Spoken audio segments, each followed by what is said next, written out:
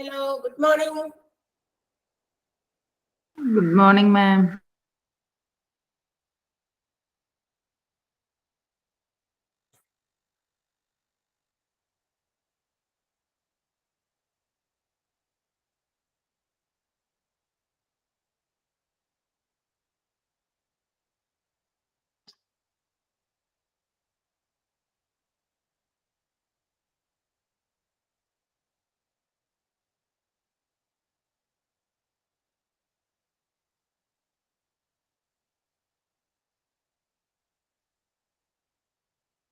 Okay, good morning.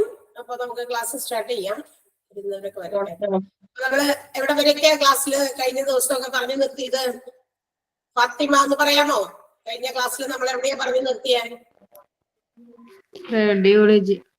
Radiology in supportive department അല്ലേ? Supportive ഡിപ്പാർട്ട്മെന്റിൽ അല്ലേ? ഇവിടെ അല്ലേ? അതെ, സപ്പോർട്ടീവ് ഡിപ്പാർട്ട്മെന്റില് റേഡിയോളജി എന്ന് പറയുന്ന ഡിപ്പാർട്ട്മെന്റ് ആണ് നമ്മൾ പറഞ്ഞു നിർത്തിയത്. ഓർക്കണമെന്നുണ്ടോ എല്ലാവരും? ബാക്കിയുള്ളവരൊക്കെ ഓർക്കണല്ലേ? ഇവിടെ വരെ തന്നെയല്ലേ? കൺഫേം ചെയ്യാമോ? Yes, okay. അപ്പൊ നമുക്ക് അടുത്ത ഡിപ്പാർട്ട്മെന്റിലേക്ക് പോകാം. ബിഫോർ ദാറ്റ് ഇതൊന്നും ചെയ്തോട്ടെ.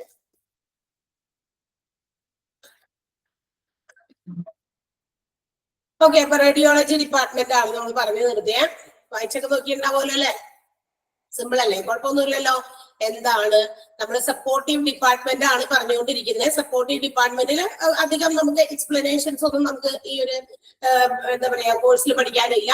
ഏതൊക്കെയാണ് നമ്മുടെ ഹോസ്പിറ്റൽസിന്റെ മെഡിക്കൽ ഡിപ്പാർട്ട്മെന്റുകളെ സപ്പോർട്ട് ചെയ്യാൻ വേണ്ടിയിട്ട്, അതായത് ഹോസ്പിറ്റൽസിൽ ട്രീറ്റ്മെന്റിന് വരുന്ന പേഷ്യൻസിന് ഇൻപേഷ്യന്റ് സർവീസസും ഔട്ട് പേഷ്യന്റ് സർവീസസും കൊടുക്കുന്നുണ്ടെങ്കിൽ അത് മാത്രം മതിയാകുമോ? ഹോസ്പിറ്റൽസിന്റെ ആ ഒരു കംപ്ലീറ്റ് ഒരു ഇത് എന്താ പറയാ ആ ഒരു സ്പെക്ട്രം കംപ്ലീറ്റ് ആക്കണമെങ്കിൽ അവിടെ ഈ പറയുന്ന മെഡിക്കൽ ഡിപ്പാർട്ട്മെന്റുകളെ സപ്പോർട്ട് ചെയ്യണം. അതായത് ഇൻപേഷ്യന്റ് സർവീസസും ഔട്ട് പേഷ്യന്റ് സർവീസസും ഒക്കെ കൃത്യമായി ഫങ്ഷൻ ചെയ്യാനായിട്ട് ഹോസ്പിറ്റൽസിൽ നിർബന്ധമായിട്ടും വേണ്ടതാണ് കുറെ സപ്പോർട്ടീവ് ഡിപ്പാർട്ട്മെന്റുകൾ. അപ്പൊ ആ സപ്പോർട്ടീവ് ഡിപ്പാർട്ട്മെന്റുകൾ ഏതൊക്കെയാണെന്നാണ് നമ്മൾ പറഞ്ഞുകൊണ്ടിരുന്നത്. അതുപോലെ തന്നെ അതിനകത്ത് വന്ന ആദ്യത്തെ രണ്ടെണ്ണം നമ്മൾ പറഞ്ഞു, ക്ലിനിക്കൽ ലബോറട്ടറീസും നെക്സ്റ്റ് വൺ റേഡിയോളജി. ഇത് രണ്ടും ഒരു ഡയഗ്നോസിസ് എന്താ പറയാ രീതിയാണ്, അല്ലെങ്കിൽ ടെസ്റ്റിംഗ് രീതിയാണ്. ഹോസ്പിറ്റൽസിൽ വരുന്ന പേഷ്യൻസിന് ആദ്യം വരുമ്പോൾ അവർക്കുണ്ടാകുന്ന ചില അസുഖങ്ങൾക്ക് മരുന്നുകൾ കൊടുത്ത് പ്രൊവൈഡ് ചെയ്ത്, പക്ഷേ അവരുടെ രോഗത്തിന് യാതൊരു തരത്തിലുള്ള ക്ലിയറും ഇല്ല എങ്കിൽ, അതായത് രോഗം മാറുന്നില്ല എങ്കിൽ ഡോക്ടേഴ്സ് സജസ്റ്റ് ചെയ്യുന്ന ഒരു രീതിയാണ്. ഐദർ ക്ലിനിക്കൽ ലബോറട്ടറി ടെസ്റ്റുകളായിരിക്കാം അല്ലെങ്കിൽ റേഡിയോളജി ടെസ്റ്റുകളായിരിക്കാം. ഇത് രണ്ടും ടെസ്റ്റിംഗ് രീതിയാണ്. ഒന്ന്, നമ്മുടെ ബോഡി ഫ്ലൂയിഡ്സുകളൊക്കെ എടുത്തിട്ട് ലാബിൽ വെച്ച്, ക്ലിനിക്കൽ ലാബിൽ വെച്ചിട്ട് ലബോറട്ടറി ടെസ്റ്റുകൾ നടത്തി നമ്മുടെ രോഗത്തിന്റെ കാരണങ്ങൾ എന്താണെന്ന് അത് മനസ്സിലാക്കാനുള്ള ഒരു രീതിയാണ്. അതാണ് ക്ലിനിക്കൽ ലബോറട്ടറി. അതിനു വേണ്ടിയിട്ടുള്ള അതാണ് ഫങ്ഷൻ ചെയ്യുന്നത്. പ്രധാനമായിട്ടും 6 ഏരിയാസ് ഓഫ് ലാബ് ടെസ്റ്റുകൾ ഉണ്ട് എന്ന് നമ്മൾ പറഞ്ഞു. Bacteriology, biochemistry, histology, serology, haematology and cytology. ഇത്തരം ടെസ്റ്റുകളൊക്കെ ഏതെങ്കിലുമൊക്കെ നടത്തി നമുക്ക് അസുഖത്തിന്റെ കാരണങ്ങൾ കണ്ടുപിടിക്കാനായിട്ടും ആൻഡ് ഫർദർ ട്രീറ്റ്മെന്റിന് ഡോക്ടേഴ്സിനെ ഹെൽപ്പ് ചെയ്യാനുമായിട്ടും ഒക്കെ, ഇതൊക്കെ ഡോക്ടേഴ്സിനെ അസിസ്റ്റ് ചെയ്യാൻ വേണ്ടിയിട്ടുള്ളതാണ്. അവരെ ഹെൽപ്പ് ചെയ്യാനാണ്. അവരുടെ ട്രീറ്റ്മെന്റ് ഇനി എങ്ങനെ കണ്ടിന്യൂ ചെയ്യണം എന്നുള്ളത് മനസ്സിലാക്കാൻ വേണ്ടിയിട്ടാണ് ഇത്തരം ടെസ്റ്റുകളൊക്കെ നടത്തുന്നത്. അതുപോലെ തന്നെ മറ്റൊരു എന്താ പറയാ ഇമേജിംഗ് ടെസ്റ്റിംഗ് രീതിയാണ് റേഡിയോളജി എന്ന് പറയുന്ന വിഭാഗം. അതിനകത്ത് റേഡിയോഗ്രാഫി, ഫ്ലൂറോസ്കോപ്പി, ഹൈ വോൾട്ടേജ് ആയിട്ടുള്ള ആക്സലറേഷൻ, ഹൈ പവർ ആയിട്ടുള്ള റേഡിയോ ഐസോട്ടോപ്സ് ഒക്കെ ശരീരത്തിലേക്ക് പാസ് ചെയ്ത് എവിടേക്കാണ് രോഗങ്ങൾ, ഏത് നമ്മുടെ ഇന്റേണൽ ഓർഗൻസിനുണ്ടാകുന്ന രോഗങ്ങളുടെ കാരണങ്ങളൊക്കെ കണ്ടെത്താൻ വേണ്ടിയിട്ട് ഹെൽപ്പ് ചെയ്യുന്നു. അത് ഇമേജ് ചെയ്യണം. അത് എവിടെയാണ് രോഗം എന്ന് കണ്ടുപിടിക്കാൻ ആ രൂപം എന്താണോ അത് നമ്മൾ സ്ക്രീനിൽ, അതായത് PC കമ്പ്യൂട്ടറിലൊക്കെ പതിപ്പിച്ച് കമ്പ്യൂട്ടറിന്റെ ഹെൽപ്പോട് കൂടി ഇമേജസ് നോക്കി ആണ് എന്തെങ്കിലുമൊക്കെ രോഗങ്ങൾ ഉണ്ടെങ്കിൽ കണ്ടുപിടിക്കുന്നത്. അതിന് വേണ്ടിയിട്ട് ഉപയോഗിക്കുന്ന എക്യുപ്മെന്റുകൾ നമ്മൾ റേഡിയോളജിയിൽ പറഞ്ഞു. X-ray machine, CT scan machine, MRI scan machine, echocardiogram and ultrasound, colour doppler. ഇവിടെ വരെയാണ് നമ്മൾ കഴിഞ്ഞ ക്ലാസ്സിൽ പറഞ്ഞു നിർത്തിയത്. അടുത്ത സപ്പോർട്ടീവ് ഡിപ്പാർട്ട്മെന്റിലേക്ക് നമുക്ക് പോകാം. CSSD ആണ്, സെൻട്രൽ സ്റ്റെറൈൽ സപ്ലൈ ഡിപ്പാർട്ട്മെന്റ്. കേട്ടിട്ടുണ്ടാകും. നമുക്കറിയാം സെൻട്രൽ സ്റ്റെറൈൽ സപ്ലൈ ഡിപ്പാർട്ട്മെന്റിന്റെ ചാപ്റ്റർ ഇപ്പൊ ചിലപ്പോൾ കഴിഞ്ഞു പോയിട്ടുണ്ടാകും. നമുക്കറിയാം ഹോസ്പിറ്റൽസിൽ ഒത്തിരി ഡിഫറെന്റ് സർജിക്കൽ എക്യുപ്മെന്റ്സുകൾ, പ്രൊസീജിയേഴ്സ് ഒക്കെ ചെയ്യാൻ വേണ്ടിയിട്ടുള്ള ചില എക്യുപ്മെന്റുകളൊക്കെ ഉപയോഗിക്കുന്നുണ്ട്. ഇതൊക്കെ ഓരോ പേഷ്യൻസിനും ഉപയോഗിച്ച് കഴിയുമ്പോൾ ഒരു പേഷ്യന്റിന് ഉപയോഗിച്ച് കഴിയുമ്പോൾ നെക്സ്റ്റ് പേഷ്യൻസിലേക്ക് അത് തന്നെ വെച്ചിട്ട് നമുക്കത് ഉപയോഗിക്കാൻ പറ്റില്ല. ബിക്കോസ് ഒരു പേഷ്യന്റിന് ഉണ്ടാകാവുന്ന രോഗങ്ങളും അവരുടെ ശരീരത്തിലെ രോഗാണുക്കളും ആയിരിക്കില്ല മറ്റൊരു ആൾക്കുണ്ടാകുന്ന രോഗവും രോഗാണുക്കളും. അപ്പൊ ഇത് അങ്ങോട്ടും ഇങ്ങോട്ടൊക്കെ സ്പ്രെഡ് ചെയ്ത് ഹോസ്പിറ്റൽസിൽ മൊത്തമൊക്കെ സ്പ്രെഡ് ചെയ്യാനൊക്കെ chances കൊടുക്കാതിരിക്കാൻ വേണ്ടിയിട്ട് each and every time the equipments which is used in the surgical procedures should be sterilized from time to time. സമയങ്ങളിൽ അതൊക്കെ സ്റ്റെറിലൈസ് ചെയ്ത് വേണം മാത്രമാണ് ഉപയോഗിക്കുക. അപ്പൊ ഈ ഒരു ഡിപ്പാർട്ട്മെന്റിന്റെ ഡ്യൂട്ടി അതാണ്, റെസ്പോൺസിബിലിറ്റി അവർക്കാണ്. ആർക്ക്? സെൻട്രൽ സ്റ്റെറൈൽ സപ്ലൈ ഡിപ്പാർട്ട്മെന്റിനാണ് ഈ ഹോസ്പിറ്റൽസിലെ ഇത്തരം എക്യുപ്മെന്റുകളൊക്കെ സ്റ്റെറിലൈസ് ചെയ്ത് സൂക്ഷിക്കുക എന്നുള്ളതും ആൻഡ് അത് സ്റ്റോർ ചെയ്ത് വെച്ച് വെന്നവർ ഡിപ്പാർട്ട്മെന്റുകൾ ഓരോ ഡിപ്പാർട്ട്മെന്റും അവരുടെ എക്യുപ്മെന്റുകൾ എപ്പോഴാണോ ഡിമാൻഡ് ചെയ്യുന്നത് അതുവരെ സ്റ്റോർ ചെയ്യുക, അതിനുശേഷം അത് അങ്ങോട്ടേക്ക് ഡിസ്ട്രിബ്യൂട്ട് ചെയ്യുക. Forward to avoid spreading of diseases in the hospital. ഹോസ്പിറ്റൽസിലെ രോഗങ്ങൾ സ്പ്രെഡ് ചെയ്യാതിരിക്കാനായിട്ട് ഹെൽപ്പ് ചെയ്യാൻ വേണ്ടിയിട്ടാണ് ഇത്തരം കാര്യങ്ങളൊക്കെ ചെയ്യാം. ആൻഡ് ഇങ്ങനെയൊക്കെ ചെയ്യുമ്പോഴും, അതായത് സ്റ്റെറിലൈസേഷൻ പ്രൊസീജിയേഴ്സ് ചെയ്യുമ്പോഴും they have to follow the strict procedures of the hospital. മാത്രമല്ല ഇത്തരം സർജിക്കൽ ഇൻസ്ട്രുമെന്റ് ഒക്കെ ഹാൻഡിൽ ചെയ്യുമ്പോ കുറച്ച് എന്താ പറയാ അതിൻ്റെതായ റൂൾസ്, അതെങ്ങനെ ഹാൻഡിൽ ചെയ്യണം, എങ്ങനെയാണ് നമ്മളത് ഒരു സ്ഥലത്ത് മറ്റൊരു സ്ഥലത്തേക്ക് കൊണ്ടുപോയി ഹാൻഡിൽ ചെയ്യേണ്ടതും സ്റ്റെറിലൈസ് ചെയ്യുമ്പോൾ എങ്ങനെയൊക്കെ ഉപയോഗിക്കണം എന്നുള്ളതൊക്കെ അവർ അറിഞ്ഞിരിക്കണം. അത് ഫോളോ ചെയ്ത് മാത്രമേ സ്റ്റെറിലൈസേഷൻ പ്രൊസീജിയേഴ്സും നടത്താൻ പാടുള്ളൂ എന്ന് നിർബന്ധമുണ്ട്. അപ്പൊ അതാണ് CSSD, central sterile supply department. Hospital equipment instruments എല്ലാം സ്റ്റെറിലൈസ് ചെയ്ത് ഡിസ്ട്രിബ്യൂട്ട് ചെയ്യുക and to avoid spreading of diseases in the hospital. ഇത് ശ്രദ്ധിക്കേണ്ടത് CSSD വിഭാഗമാണ്.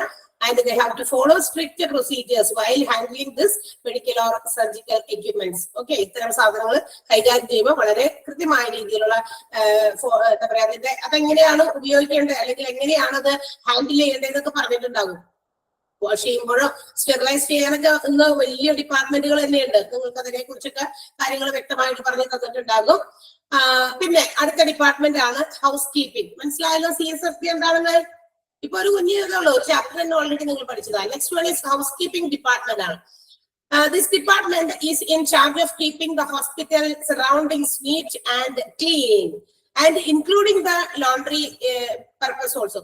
അതായത് ഹോസ്പിറ്റൽസിന്റെ ചുറ്റുപാടും ഉള്ള റൂമുകളും അതുപോലെ തന്നെ ഹോസ്പിറ്റൽസിലെ പേഷ്യൻസിനെ ശുശ്രൂഷിക്കാൻ കൺസൾട്ട് ചെയ്യാനിരിക്കുന്ന ഡോക്ടേഴ്സിന്റെ റൂംസും ഒക്കെ നീറ്റ് ആൻഡ് ക്ലീൻ ആണോ എന്ന് ചെക്ക് ചെയ്യുക, എൻഷുർ ചെയ്യുക. ഇതെല്ലാം നീറ്റ് ആൻഡ് ക്ലീൻ. അതായത് ഒരു ഹോസ്പിറ്റലിൽ വരുമ്പോൾ ഒരു അപ്പിയറൻസ്, അവിടെ വരുന്ന അട്രാക്റ്റീവ് അപ്പിയറൻസ് ആയിരിക്കണം പേഷ്യൻസിന് കിട്ടണ്ടേ.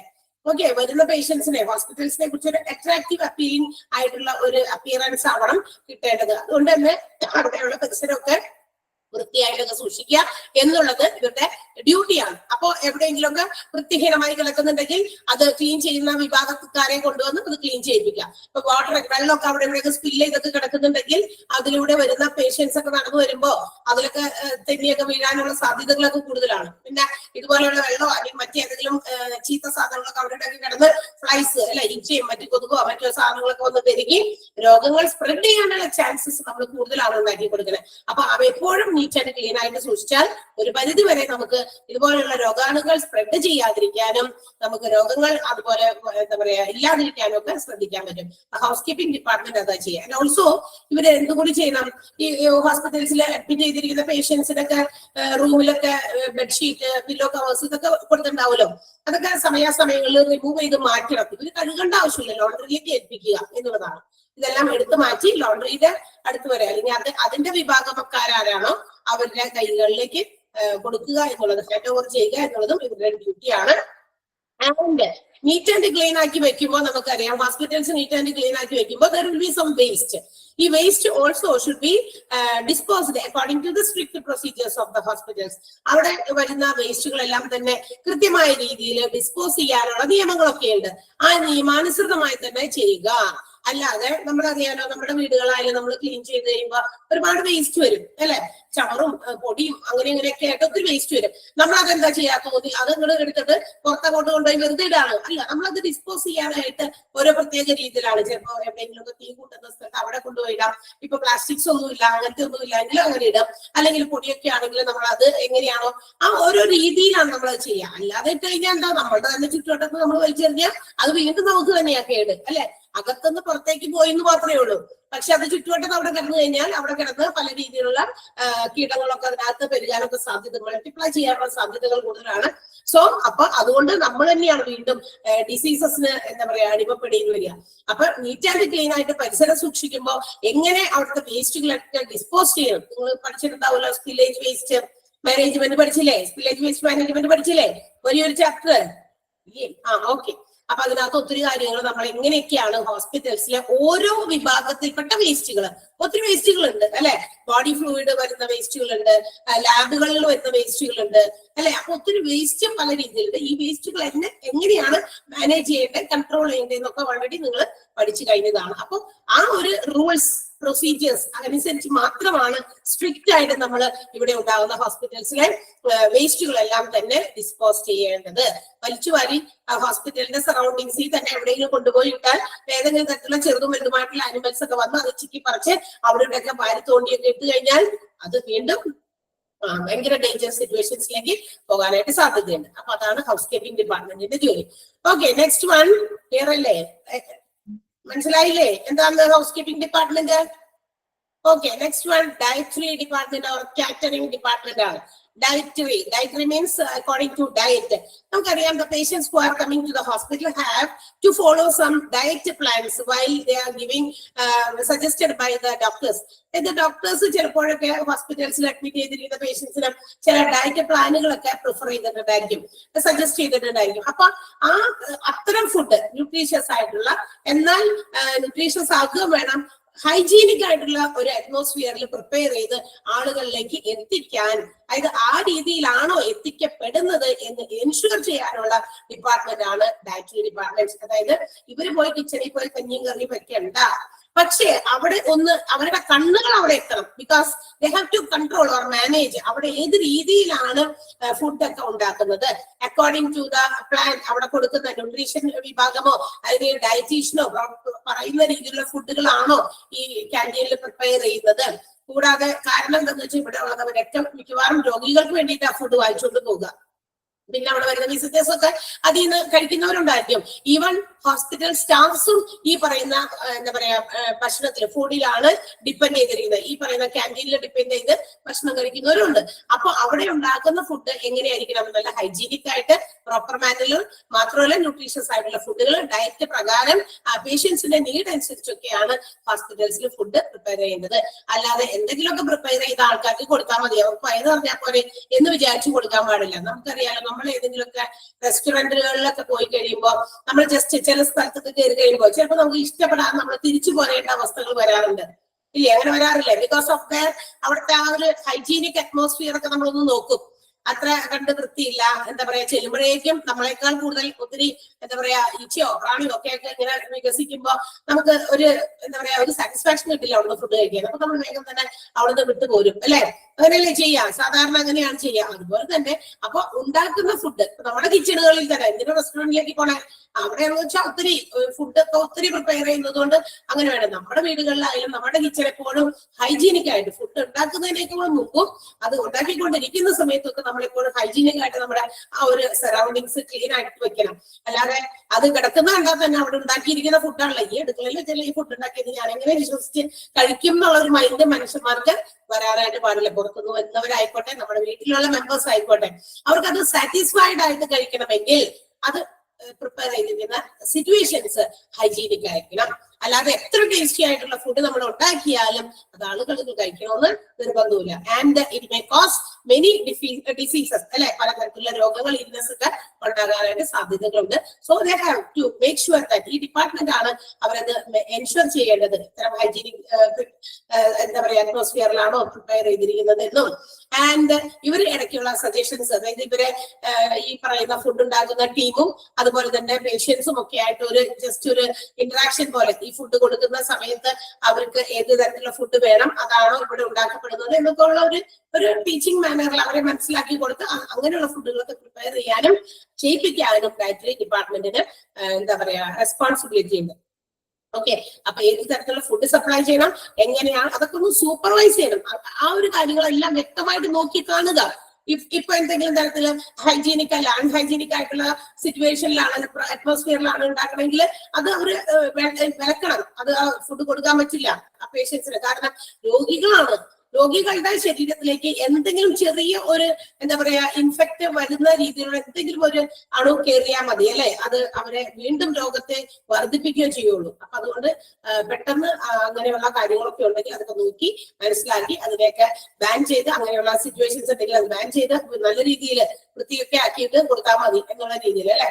അപ്പൊ ഇത് ഇവര് ഇടയ്ക്കിടയ്ക്ക് എന്താ പറയാ എല്ലാ ദിവസവും ഇവരുടെ റെസ്പോൺസിബിലിറ്റി അത് മാത്രമേ ഉള്ളൂ. അല്ലാണ്ട് ഹോസ്പിറ്റലിൽ എടുത്ത് താങ്ങി തലവെച്ചോണ്ട് നടക്കേണ്ട ആവശ്യമില്ല അല്ലെ.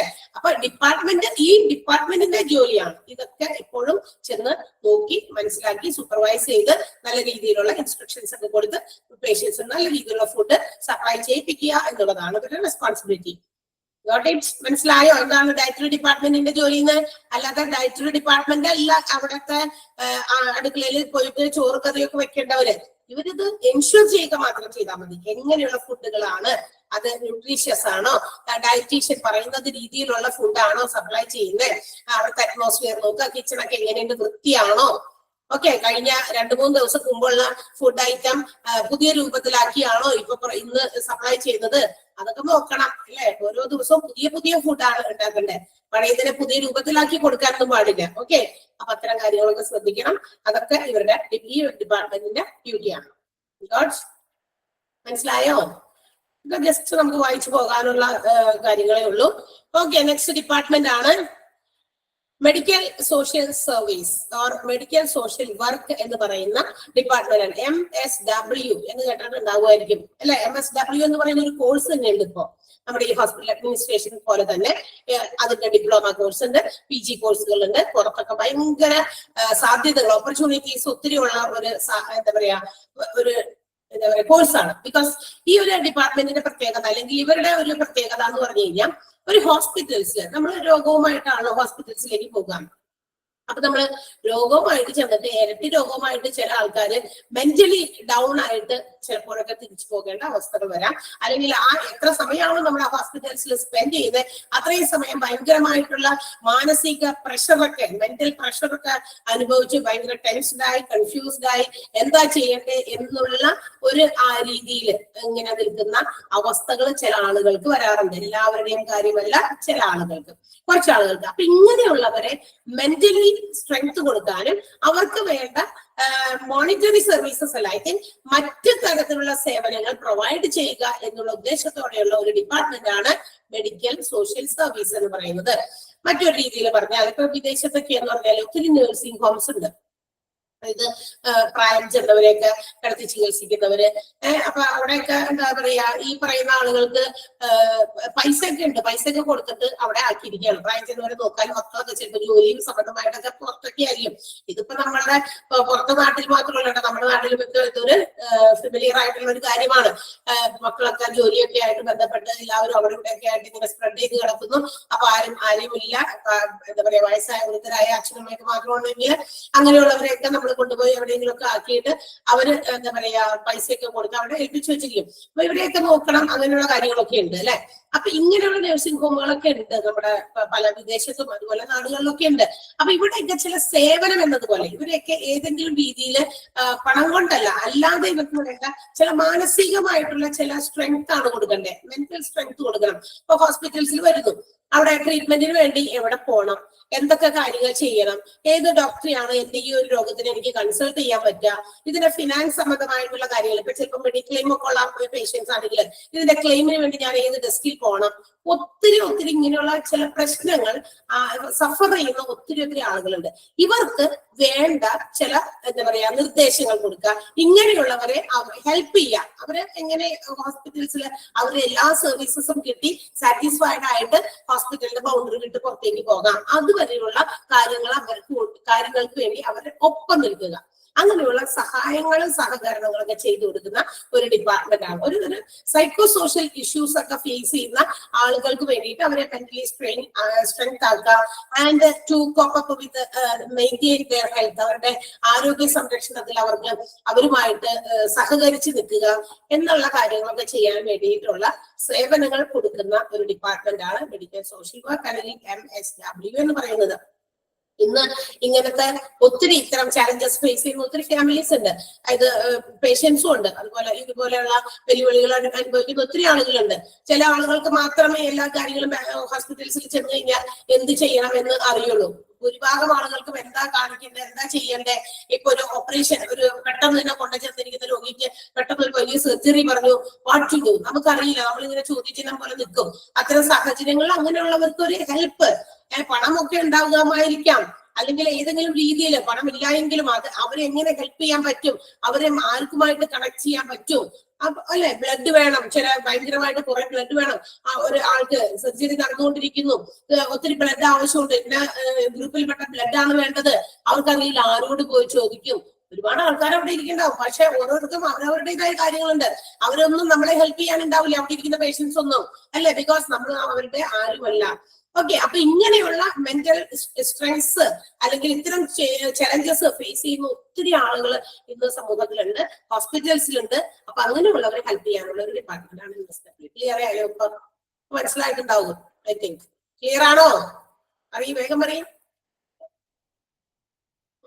അപ്പൊ ഇവരെ വേണമെങ്കിൽ നമുക്ക് എന്താ പറയാ, ഒരു എന്താ പറയാ ഫാമിലി മെമ്പേഴ്സും അതുപോലെ തന്നെ ഒരു കമ്മ്യൂണിറ്റിയിലുള്ള ആളുകളൊക്കെ ആണെങ്കിൽ ഡോക്ടേഴ്സുമായിട്ടൊക്കെ ലിങ്ക് ചെയ്യാൻ, ഇവരൊക്കെ നമ്മളുടെ ഈ MSW ആളുകളുമായിട്ട് ഒരു ലിങ്ക് ഉണ്ടായി, ഒരു കണക്ഷൻ, ഫാമിലി മെമ്പേഴ്സും അല്ലെങ്കിൽ ഇവരെ ഒരു ബ്രിഡ്ജ് എന്ന് വേണമെങ്കിൽ പറയാം, ഒരു പാലം പോലെ.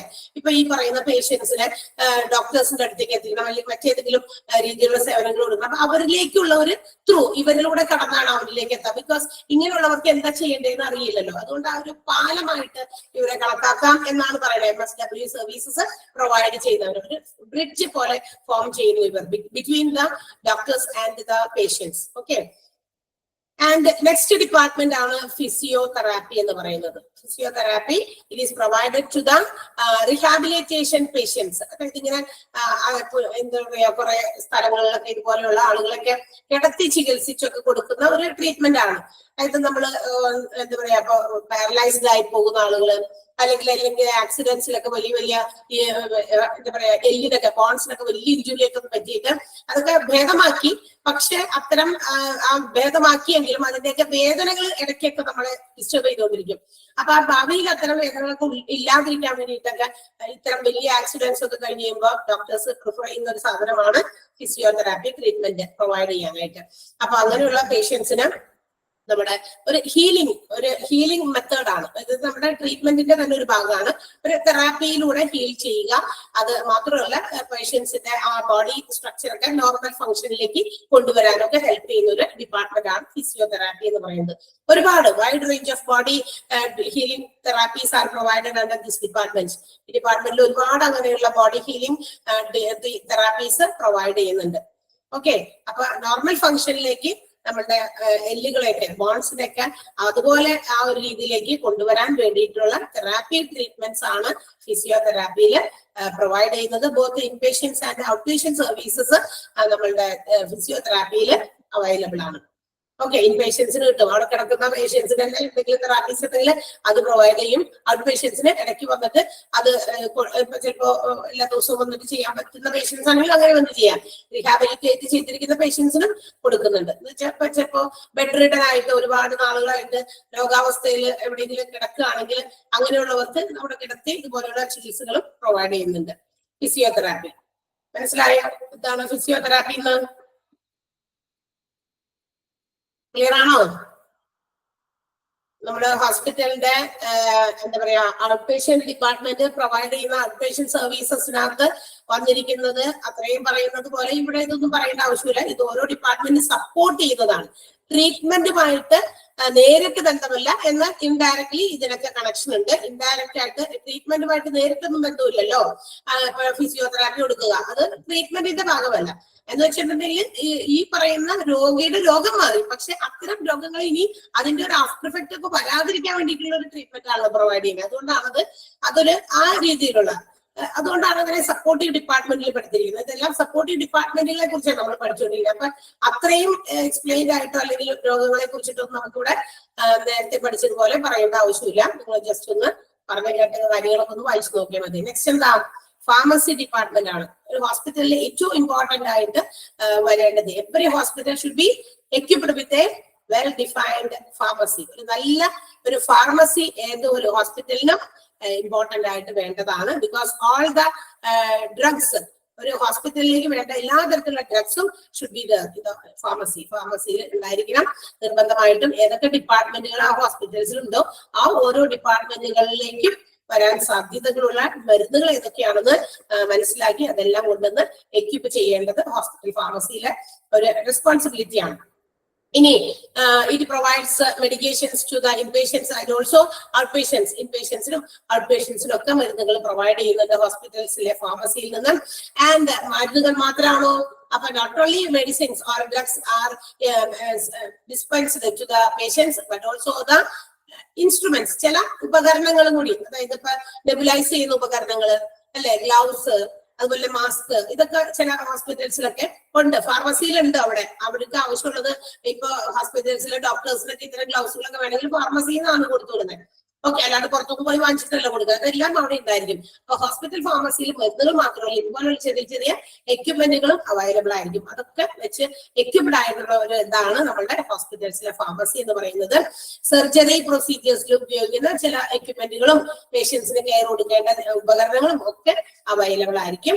And the hospital pharmacy will be run by hospital pharmacist. ഒരു ഫാർമസിസ്റ്റ് ആയിരിക്കും ഇത് പ്രധാനമായിട്ടും ഹാൻഡിൽ ചെയ്യുന്നത്, ഫാർമസി ഡിപ്പാർട്ട്മെന്റ്. അങ്ങനെയാണെങ്കിൽ എന്തൊക്കെയാണ് ഫാർമസി പ്രൊവൈഡ് ചെയ്യുന്ന സർവീസസ്? ഒരു ഫാർമസി, ഹോസ്പിറ്റലിലെ ഫാർമസി പ്രദാനം ചെയ്യുന്ന സേവനങ്ങൾ എന്തൊക്കെയാണെന്ന് പറഞ്ഞിട്ടുണ്ട്. They have to purchase, supply and distribute medications and pharmaceuticals. പ്രധാനമായിട്ടും ആദ്യത്തെ സേവനം കൊടുക്കുന്നത് അല്ലെങ്കിൽ ഏറ്റവും ആദ്യം അവർ ചെയ്യേണ്ട കാര്യം ആ ഹോസ്പിറ്റൽസിലേക്ക് ആവശ്യമായ മരുന്നുകള്, അതുപോലെ മരുന്നല്ലാത്ത രീതിയിലുള്ള സാധനങ്ങളും ഒക്കെ, മരുന്നല്ലാത്തതെന്ന് പറഞ്ഞാൽ നമ്മുടെ ട്രീറ്റ്മെന്റുമായി ബന്ധപ്പെട്ട ചില സാധനങ്ങളും ഒക്കെ പർച്ചേസ് ചെയ്ത് വെക്കുക, അത് സപ്ലൈ ചെയ്യുക, അത് ഡിസ്ട്രിബ്യൂട്ട് ചെയ്യുക എന്നുള്ളതൊക്കെയാണ് ആദ്യത്തെ സേവനം. ഫാർമസി ആദ്യം ചെയ്യേണ്ട കാര്യം ഇതാണ്. ഇനി ഇൻപേഷ്യന്റിനും ഔട്ട് പേഷ്യൻസിനും മരുന്നുകൾ ഡിസ്പെൻസ് ചെയ്യുന്നുണ്ട്. Inpatients and outpatient dispensing of medicines are also provided under pharmacy. പിന്നെന്താ? Clinical and ward pharmacy. Clinical തലത്തിലും വാർഡിലും ഫാർമസീസ് പ്രവർത്തിക്കുന്നുണ്ട്. ഇത് ഇപ്പൊ ഡോക്ടേഴ്സ് ഇരിക്കുന്ന അവര് എന്താ പറയാ, ഡോക്ടേഴ്സ് കൺസൾട്ട് ചെയ്യുമ്പോൾ പേഷ്യൻസിന് പ്രൊവൈഡ് ചെയ്യാനുള്ള മരുന്നുകൾ നമ്മൾക്ക് ഫാർമസിയിൽ നിന്ന് കിട്ടും. അതുപോലെ തന്നെ വാർഡിലും ഫാർമസികൾ ഉണ്ടായിരിക്കും. ഇപ്പൊ ചില വാർഡുകളൊക്കെ ഉണ്ടല്ലോ ഹോസ്പിറ്റൽസിലും, അവിടെ എന്റെ മുമ്പിലും കുറച്ച് ഒരു ചെറിയ ഫാർമസി, വലിയ ഫാർമസി ഒന്നും ആയിരിക്കില്ല, അത് ആ വാർഡിലെ പേഷ്യൻസിന് മരുന്നുകൾ സമയാസമയങ്ങളിൽ എത്തിച്ചു കൊടുക്കാനുള്ള ഫാർമസിയാണ്. അപ്പൊ വാർഡ് ഫാർമസി, ക്ലിനിക്കൽ ഫാർമസിയും ഹോസ്പിറ്റൽസിലുണ്ട്. വാർഡിലെ ഫാർമസിയിൽ പോയിട്ട് നമുക്കുള്ള മരുന്നുകൾ, ഔട്ട് പേഷ്യൻസിനുള്ള മരുന്നുകൾ ചോദിച്ചാൽ കിട്ടില്ല. അത് നമ്മുടെ ഹോസ്പിറ്റലിന്റെ ഫാർമസി, ക്ലിനിക്കൽ ഫാർമസിയിലാണ് അവൈലബിൾ ആകുക. Ward pharmacy is meant for the patients who are admitted in the hospital. ഹോസ്പിറ്റലിൽ അഡ്മിറ്റ് ചെയ്തിരിക്കുന്ന പേഷ്യൻസിന് ഇടയ്ക്കിടയ്ക്ക് മരുന്ന് കൊടുക്കണ്ടേ? വേണ്ടേ? മരുന്നുകൾ പ്രൊവൈഡ് ചെയ്യണ്ടേ സമയാസമയങ്ങളില്?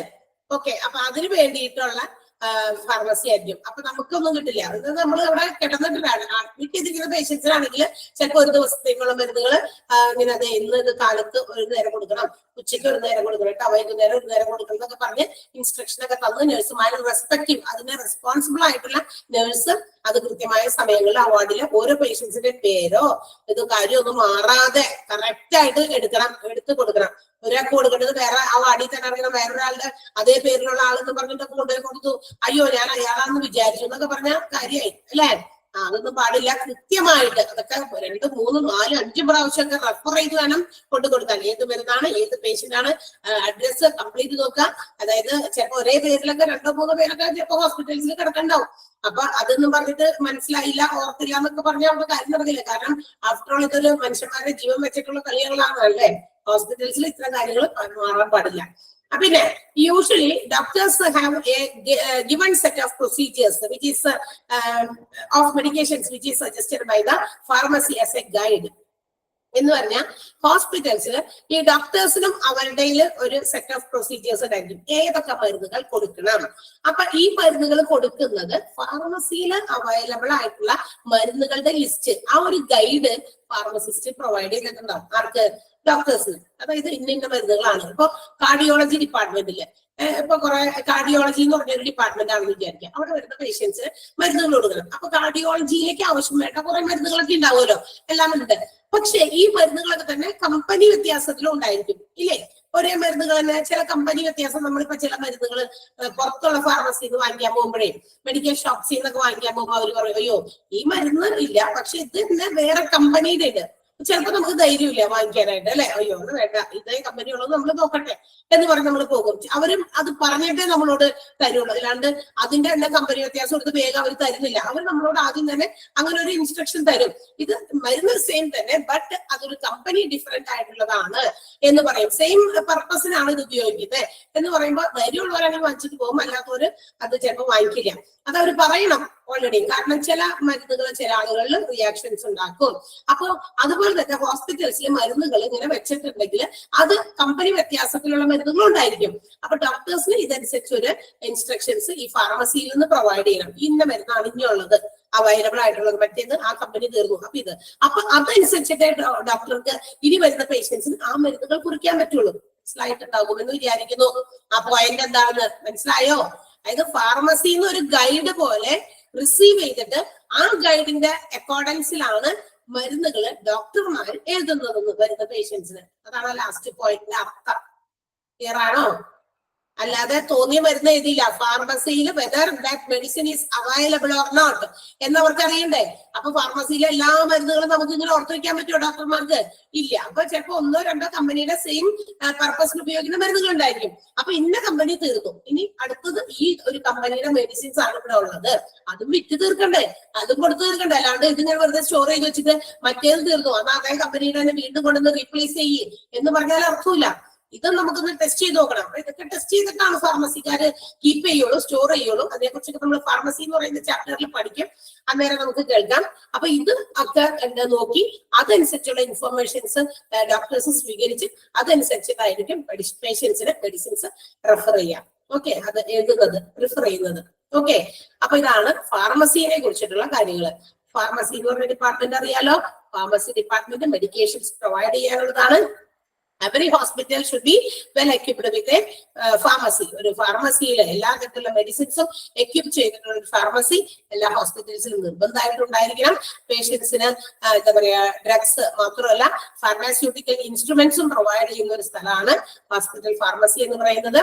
ഹോസ്പിറ്റൽ ഫാർമസിയിൽ സർജറി പ്രൊസീജിയേഴ്സിന് വേണ്ടി വരുന്ന എക്യുപ്മെന്റുകൾ അവൈലബിൾ ആയിരിക്കും. ഒരു ഫാർമസിസ്റ്റ് ആയിരിക്കും ഫാർമസി ഹാൻഡിൽ ചെയ്യുന്നത്. അവരുടെ പ്രധാനപ്പെട്ട സർവീസസ് എന്ന് പറയുന്നത് purchase, supply and distribute medications and pharmaceuticals. Second one, inpatient and outpatient distribution of medicines. Dispense ചെയ്യാനുള്ള distribution of medicines. പിന്നെ clinical and ward pharmacies ഉണ്ട്. And also the doctors usually have a set of procedures of medications which is provided by the pharmacy as a guide. ഫാർമസിക്കാർ കൊടുക്കുന്ന ഒരു guide പോലെ എന്തൊക്കെ medicines ഉണ്ടോ അതനുസരിച്ചുള്ള medications ആണ് doctors അവരുടെ സെറ്റ് ഓഫ് പ്രൊസീജിയേഴ്സിൽ ഇൻക്ലൂഡ് ചെയ്തിരിക്കുന്നത്. ക്ലിയർ ആണോ?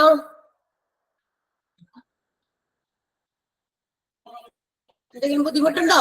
ഇല്ലല്ലോ.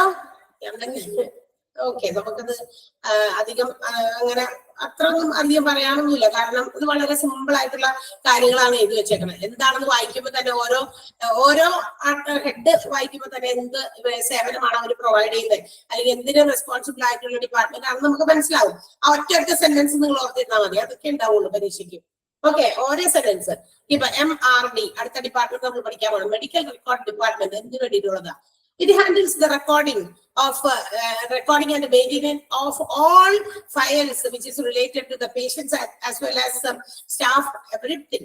അതായത് ഒരു ഹോസ്പിറ്റൽസിൽ എന്തൊക്കെ കാര്യങ്ങളുണ്ടോ അതെല്ലാം റെക്കോർഡ് ചെയ്ത് കൃത്യമായിട്ട് സിസ്റ്റമാറ്റിക് ഓർഡറിൽ റെക്കോർഡ് ചെയ്ത് മെയിൻറ്റെയിൻ ചെയ്ത് വെക്കാൻ റെസ്പോൺസിബിൾ ആയിട്ടുള്ള ഡിപ്പാർട്ട്മെന്റ് ആണ് MRD, മെഡിക്കൽ റെക്കോർഡിംഗ് ഡിപ്പാർട്ട്മെന്റ്. എന്ത് റെക്കോർഡ് ചെയ്യാം?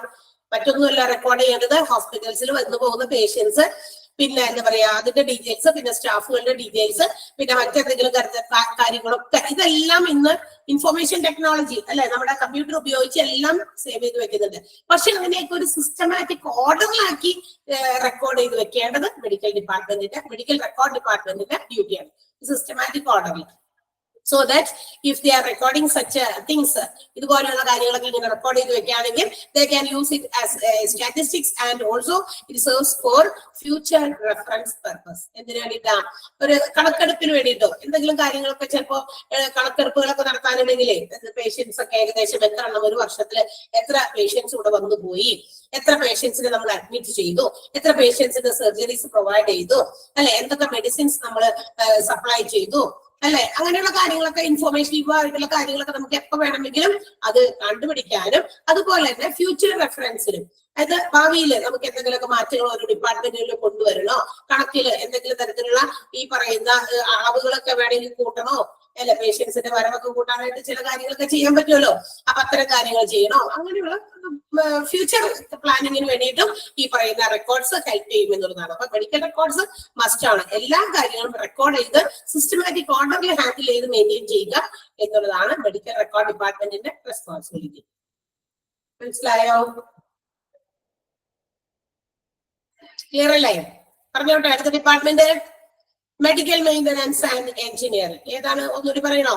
Medical record department handles the recording and maintaining of all records or files relating to the patients or staffs etc.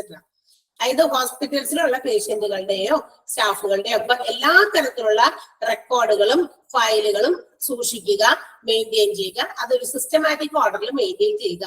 Whether they are inpatients or outpatients ആയിക്കോട്ടെ, inpatients ആയാലും ഔട്ട്പേഷ്യൻസ് ആയാലും എല്ലാം record ചെയ്ത് സൂക്ഷിക്കുക. ഈ records will help them, ഹോസ്പിറ്റൽസിനെ ഇത് help ചെയ്യുന്നു. എന്തിനു വേണ്ടിയിട്ട്? For their medical statistics and also for further or future reference. അതായത് ഭാവിയിലുള്ള റെഫറൻസിന് അവർക്ക് തന്നെ നോക്കി എന്തെങ്കിലും കാര്യങ്ങൾ മനസ്സിലാക്കി പഠിക്കാനായിരിക്കാം, അല്ലെങ്കിൽ അവരുടെ തന്നെ ഒരു കണക്കെടുപ്പിന് വേണ്ടിയായിരിക്കാം. ഇതിനു വേണ്ടിയിട്ട് റെക്കോർഡ് ചെയ്ത് സൂക്ഷിക്കാം. That's all. അത്രയുള്ളൂ. മനസ്സിലായില്ലേ? മനസ്സിലായോ? ആരാ ചോദിച്ചേ? മനു. മാണു. Okay. Medical maintenance and engineering ആണ് അടുത്ത department. In the hospitals, there are many kinds of machineries, equipments, whether it is water, plumbing, AC, refrigerators, etc. etc. അല്ലെ, സ്റ്റീൽ വർക്ക്സ്, ഒത്തിരി പലതരത്തിലുള്ള എക്യുപ്മെന്റുകൾ, മെഷീനറീസ് ഒരു ഹോസ്പിറ്റൽസിലുണ്ട്. പല മെഷീൻസിനും സ്റ്റീൽ ആയിക്കോട്ടെ, അല്ലെങ്കിൽ AC ആയിക്കോട്ടെ, അല്ലെങ്കിൽ എന്താ പറയാ, പല ഹോസ്പിറ്റൽസിലും ഓരോ ഡിപ്പാർട്ട്മെന്റുകളിലും ഉപയോഗിക്കുന്ന എന്തെങ്കിലും മെഷീനറീസ് ആയിക്കോട്ടെ. ഇപ്പൊ കാർഡിയോളജിയിലൊക്കെ ഒരുപാട് മെഷീൻസ് ഒക്കെ ഉപയോഗിക്കുന്നുണ്ട്. അപ്പൊ ഈ മെഷീൻസ് ഒക്കെ, എല്ലാ തരത്തിലുള്ള മെഷീൻസും ഒക്കെ ഹോസ്പിറ്റൽസിലുണ്ട്. ഹോസ്പിറ്റൽസിന്റെ സ്മൂത്ത് ഫംഗ്ഷനിങ്ങിന് ഇത്തരം മെഷീനറീസും എക്യുപ്മെന്റ്സും കൂടിയേ തീരും. ഇപ്പൊ ഉദാഹരണത്തിന് മാത്രമല്ല, നമ്മുടെ പേഷ്യൻസിനെ അഡ്മിറ്റ് ചെയ്തിട്ടുണ്ടെങ്കിൽ അവരുടെ റൂമുകളിൽ AC, അതുപോലെ തന്നെ അവരുടെ ഫ്ലഷ്, വാട്ടർ ഒക്കെ വരുന്ന ഫ്ലഷ് പൈപ്പ്, ഇതൊക്കെ ഉണ്ട്. ഇതൊക്കെ പ്രോപ്പർ ഫംഗ്ഷനിങ്ങിലല്ല എങ്കിൽ the maintenance department is responsible to make all these things clear or maintained or repaired from time to time. ഈ ഒരു ഡിപ്പാർട്ട്മെന്റിന്റെ ജോലി ഇത് ഏതെങ്കിലുമൊക്കെ ബ്രേക്ക് ഡൗൺ ആയാൽ, ഇതിന്റെയൊക്കെ ഫംഗ്ഷനിങ് പെട്ടെന്നൊക്കെ നിന്ന് പോയാൽ പെട്ടെന്ന് തന്നെ ആളെ കണ്ടെത്തി അതിനു വേണ്ടിയിട്ട് എന്ത് ചെയ്യണം? ഓടിച്ചു ചെന്നിട്ട് ആ നേരത്തല്ല, അയ്യോ ആരെ കിട്ടും, ഇത് നന്നാക്കാൻ, അത് നന്നാക്കാൻ ആരെ കിട്ടും എന്ന് വിളിച്ചു നടക്കലല്ല. അപ്പൊ ഇത്തരം ആളുകളുടെ നമ്പേഴ്സോ കോൺടാക്ട് ചെയ്യാനുള്ള കാര്യങ്ങളോ ഡീറ്റെയിൽസോ അവരുടെ കയ്യിലുണ്ടായിരിക്കണം. സോ ദാറ്റ് അങ്ങനെ വരുമ്പോ ഏതെങ്കിലും ഒരു മെഷീൻ ബ്രേക്ക് ഡൗൺ ആയാൽ അതുമായി ബന്ധപ്പെട്ട ജോലിക്കാരെ പെട്ടെന്ന് വിളിക്കാം, അത് ക്ലിയർ ചെയ്യാം. അതിനു വേണ്ടിയിട്ടുള്ള ഡിപ്പാർട്ട്മെന്റ് ആണ് മെഡിക്കൽ മെയിൻ്റനൻസ് ആൻഡ് എഞ്ചിനീയറിംഗ് എന്ന് പറയുന്നത്. അല്ലാണ്ട് ഇവര് കയറി ഇതൊന്നും പണിയണ്ട. ഇപ്പം ഏതെങ്കിലും മെഷീൻ ചീത്തയായി പോയി ഓടിച്ചെന്നിട്ട് അയ്യോ എനിക്കിത് അറിയില്ലല്ലോ ഇത് എന്നും പറഞ്ഞിട്ട് മെയിൻ്റനൻസ് വിഭാഗം ചെല്ലാനല്ല, അവരുടെ അടുത്തേക്കാണ് ആളുകൾ വരിക. ഇന്ന മെഷീൻ ബ്രേക്ക് ഡൗൺ ആയിട്ടുണ്ട്, എന്തെങ്കിലും വേഗം ചെയ്യണം എന്ന് പറഞ്ഞിട്ട് മെഡിക്കൽ മെയിൻ്റനൻസ് ആൻഡ് എഞ്ചിനീയറിംഗ് ഡിപ്പാർട്ട്മെന്റിന്റെ അടുത്ത് വരും. സോ ദാറ്റ് അവർ വേഗം തന്നെ അവരുടെ എഴുതി വെച്ചിരിക്കുന്നു, അല്ലെങ്കിൽ എവിടെയാണോ അവരെ സേവ് ചെയ്ത് വെച്ചിരിക്കുന്ന ഇന്ന ഒരു മെഷീനാണ്, അതുമായി ബന്ധപ്പെട്ട് അല്ലെങ്കിൽ അത് ബ്രേക്ക് ഡൗൺ ആയാൽ നമ്മൾ ആരാണ് വന്നത് ക്ലിയർ ചെയ്ത് തരുന്നത്, അയാളുടെ നമ്പർ പെട്ടെന്ന് എടുക്കുന്നു, കോൺടാക്ട് ചെയ്യുന്നു, വിളിക്കുന്നു, ആളെ വിളിച്ച് പെട്ടെന്ന് തന്നെ അത് ആസ് സൂൺ ആസ് പോസിബിൾ. ഇവിടെ റിപ്പയർ ചെയ്യാനുള്ള ആളെ വേറെ അന്യനാട്ടിൽ നിന്ന് കൊണ്ടുവന്നിട്ട് റിപ്പയർ ചെയ്യാനായിട്ട് സമയം എടുക്കും. അതല്ല ഉദ്ദേശിക്കുന്നത്, ആസ് സൂൺ ആസ് പോസിബിൾ, എത്രയും പെട്ടെന്ന്. കാരണം ഒരു കുഞ്ഞ് ബ്രേക്ക് ഡൗൺ വന്നു കഴിയുമ്പോൾ നമ്മളുടെ എല്ലാ കാര്യങ്ങളും താറുമാറാകും അല്ലെ. എന്തെങ്കിലും ഒരു സ്ഥലത്ത് ഒരു ചെറിയ ബ്രേക്ക് ഡൗൺ വന്നു കഴിഞ്ഞാൽ എല്ലാ കാര്യങ്ങളും അന്നത്തെ അവതാളത്തിലാകും, എല്ലാത്തിന്റെയും സമയം തെറ്റും. എന്താ പറയാ, നമ്മൾ ഉദ്ദേശിക്കുന്ന ക്രമങ്ങളൊക്കെ തെറ്റിപ്പോകും, സമയം തെറ്റിപ്പോകും, എല്ലാം ഡിസോർഡർ ആയി പോകും.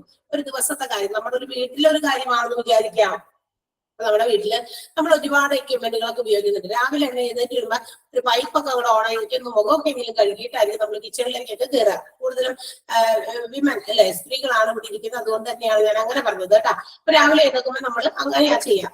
അല്ലെങ്കിലും നമ്മളൊരു ഒന്ന് മുഖമൊക്കെ കഴുകാൻ ആ സമയത്ത് എന്ത് ചെയ്യുന്നു, അത് ഓണാക്കിയപ്പോ വെള്ളം വന്നില്ല, പെട്ടെന്ന് വെള്ളം നിന്നിരുന്നു. അപ്പൊ ആകെ പരിഭ്രാന്തിയിലായി. വെള്ളം കാലത്ത് തന്നെ തിന്നു പോയിക്കണം, ഇനിയിപ്പൊ എന്താ ചെയ്യാം, ആ വെള്ളം വന്നാലേ ഇനി ബാക്കിയുള്ള കാര്യങ്ങൾ നടക്കുള്ളൂ. അപ്പൊ തുടങ്ങി കാര്യങ്ങൾ തകിടം മറിയും അല്ലെ, സമയം എന്താ പറയാ മാറിപ്പോകും.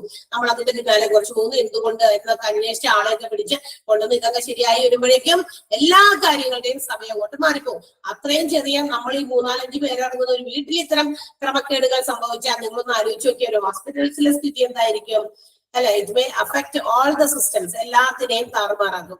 സോ ദാറ്റ് എത്രയും പെട്ടെന്ന് ആ പറയുന്ന എക്യുപ്മെന്റുകൾ റിപ്പയർ ചെയ്യാനുള്ള ആളുകളെ കണ്ടെത്തി പെട്ടെന്ന് തന്നെ അത് റിപ്പയർ ചെയ്ത് കൊണ്ടുവരേണ്ട ആ ഒരു responsibility medical maintenance and engineering ഡിപ്പാർട്ട്മെന്റിനാണ്.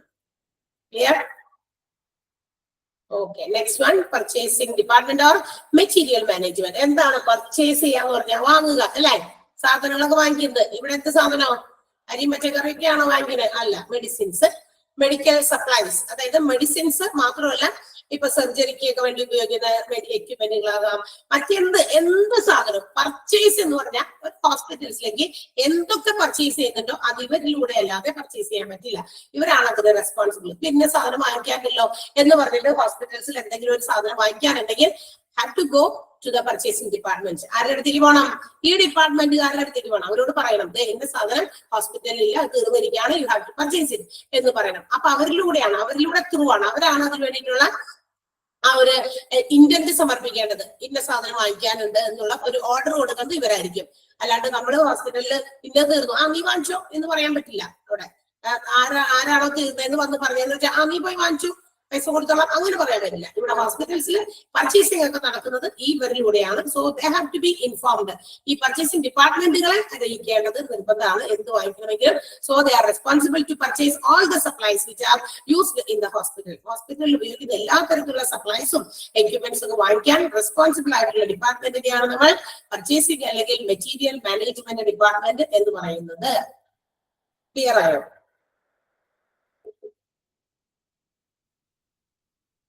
Okay. Next one, information technology, IT and communication ആണ്. ഇൻഫോർമേഷൻ ടെക്നോളജി എന്താ? നമ്മൾ എന്തിനു വേണ്ടിയിട്ടാ ഓരോ ഇൻഫോർമേഷൻസ് നമ്മൾ എടുത്ത് സ്റ്റോർ ചെയ്ത് വെക്കുന്നത്? നമുക്കിതൊക്കെ മനസ്സിൽ സൂക്ഷിച്ചാൽ പോരെ? പറ്റുമോ? എല്ലാ കാര്യങ്ങളും നമ്മളുടെ ബ്രെയിനിൽ ഫീഡ് ചെയ്താൽ പോരെ? വൈ ഇൻഫോർമേഷൻ ടെക്നോളജി, അല്ലെങ്കിൽ വൈ കമ്പ്യൂട്ടേഴ്സ്? ഇന്ന് കമ്പ്യൂട്ടേഴ്സിലാണ്. പണ്ട് തുടങ്ങിയ ആൾക്കാർ പല കാര്യങ്ങളും ഇങ്ങനെ കുറിച്ചു വെക്കാറുണ്ട്.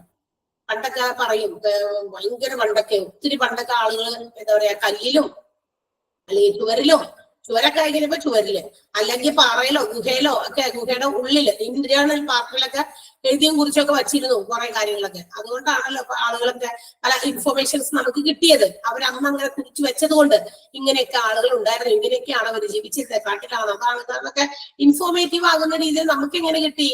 ഇതൊക്കെ അത്തരം എക്സ്കവേഷൻസ് ഒക്കെ നടത്തിയ ആൾക്കാര് കണ്ടെത്തിയതാണ്. ഗുഹയുടെ മുകളിലൊക്കെ ആൾക്കാര് പടം വരച്ചു വെച്ചിരിക്കുന്നു, അല്ലെങ്കിൽ എന്തെങ്കിലുമൊക്കെ ഇൻസ്ക്രൈബ് ചെയ്തിരിക്കുന്നു, എഴുതി വെച്ചിരിക്കുന്നു. അപ്പൊ അന്നത്തെ കാലത്തെ ആളുകൾ ഇങ്ങനെയൊക്കെയാണ് ആളുകൾ പല രീതിയിലുള്ള കാര്യങ്ങൾ ചെയ്തിരുന്നതെന്നുള്ള ഇൻഫോർമേഷൻസ് നമുക്ക് അങ്ങനെ കിട്ടിയ. എന്നാൽ nowadays according to the development of technology, ഇന്ന് ഒത്തിരി വികാസം നമ്മളുടെ ആധുനിക മേഖലയില് എന്താ പറയാ, സാങ്കേതിക വിദ്യയിലൊക്കെ ഉണ്ടായിട്ടുണ്ട്. അതിന്റെ ഫലമായിട്ട് നമ്മൾ ഇന്ന് ഈ ഒരു നിലയിലെത്തി നിൽക്കുകയാണ്. നമുക്ക് എന്ത് കാര്യങ്ങൾ അറിഞ്ഞാലും വി വിൽ സേവ് ദം. നമ്മളിപ്പോ കയ്യിൽ ഉള്ള ഒരു കമ്പ്യൂട്ടറിന്റെ ഒക്കെ ഏകദേശം പർപ്പസ് കാണിക്കുന്ന ഒരു സാധനം നമ്മുടെ കയ്യിലുണ്ടല്ലോ, എല്ലാവരുടെയും കയ്യിൽ. ഇപ്പൊ അതില്ലാത്തവരില്ല, മൊബൈൽ ഫോൺസ്, ഏകദേശം ഒരു ചെറിയ കമ്പ്യൂട്ടേഴ്സ് എന്ന് തന്നെ നമുക്ക് പറയാം. അപ്പൊ നമുക്ക് എന്ത് വേണമെങ്കിലും വി ക്യാൻ സേവ് ഇറ്റ്. നമുക്കത് നമ്മളെ റിമെമ്പർ ചെയ്യിപ്പിക്കാൻ വേണ്ടിയിട്ട് നമുക്ക് സേവ് ചെയ്ത് വെക്കാം. ഇത്തരം ഇതിങ്ങനെ സേവ് ചെയ്യാൻ ഉള്ള ഒരു കഴിവുള്ളത് കൊണ്ട് തന്നെ ഒരുപാട് കാര്യങ്ങൾ നമ്മൾ എന്ത് ചെയ്യുന്നു, ഇവിടെ സേവ് ചെയ്യുന്നില്ല. അപ്പൊ എന്ത് പറ്റും? ഇവിടുത്തെ ഉപയോഗം കുറച്ച് കുറഞ്ഞു തുടങ്ങിയോ എന്നൊരു സംശയമുണ്ട്. പ്രത്യേകിച്ച് നമ്മൾക്കല്ല, നമുക്കൊക്കെ ഇങ്ങനത്തെ എന്താ കുട്ടികളിലാണ് ഈ ഒരു കാര്യങ്ങള്. കുട്ടികൾ ഇന്നെല്ലാം ഈ പറയുന്ന കാര്യത്തോട് കുറെ അടുത്തിരിക്കുന്നത് കൊണ്ട് അവരുടെ ബ്രെയിനിലുള്ള സ്റ്റോറേജ് കപ്പാസിറ്റി ഒക്കെ കുറച്ച് കുറഞ്ഞു. കാരണം they are not using it properly.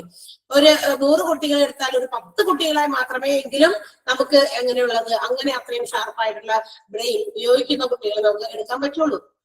അതൊരു ഇങ്ങനെ ആയിപ്പോയി. ബിക്കോസ് അത് അവരുടെ കയ്യിലിരിക്കുന്ന ഇത്തരം ഡിവൈസസിന്റെ തന്നെ കാര്യമാണ്. കാരണം അവരത് ഏത് നേരവും അത് എത്രയും സമയം അവർക്ക് കിട്ടിയാൽ അത്രയും സമയം വെച്ചുകൊണ്ടിരിക്കാൻ അവർക്ക് യാതൊരു മടിയില്ല. അതേസമയം നമ്മളൊരു ഒരു മണിക്കൂർ അല്ലെങ്കിൽ ഒരു മണിക്കൂർ ഒരു ബുക്ക് എടുത്തൊന്ന് വായിച്ചെന്ന് പറഞ്ഞാൽ എത്ര നേരം അവർക്ക് ആ ബുക്കിന്റെ ഉള്ളിൽ കോൺസെൻട്രേറ്റ് ചെയ്യാൻ പറ്റുമെന്ന് നമുക്ക് ഊഹിക്കാൻ പറ്റും. അവരുടെ ശ്രദ്ധ ഇങ്ങനെ മാറി മാറി പോകും. അവർക്ക് ആ കോൺസെൻട്രേഷൻ കിട്ടുന്നില്ല. ഒരു 10 കുട്ടികളെടുത്ത ഒരു കുട്ടിക്കെങ്കിലും മാത്രമേ അത്രയും കോൺസെൻട്രേറ്റഡ് ആയിട്ട് അങ്ങനെ ഇരിക്കുന്നത് നമ്മൾ കാണാൻ പറ്റുള്ളൂ. 10 കുട്ടികളെ മുമ്പിൽ എത്തിയിട്ട് നമ്മളിങ്ങനെ പറയാണ് ഒന്ന് ഒരു മണിക്കൂർ വായിക്കൂ, അല്ലെങ്കിൽ ഒരു 10 മിനിറ്റ് നിങ്ങളൊന്ന് കോൺസെൻട്രേറ്റ് ചെയ്ത് വായിക്കൂ എന്ന് പറയുമ്പോൾ അവര് ഇങ്ങനെ കണ്ണുപിടിച്ചിട്ട് അപ്പൊ തന്നെ ഡിസ്റ്റർബ്ഡ് ആവും, കോൺസെൻട്രേറ്റ് ചെയ്യാൻ പറ്റില്ല.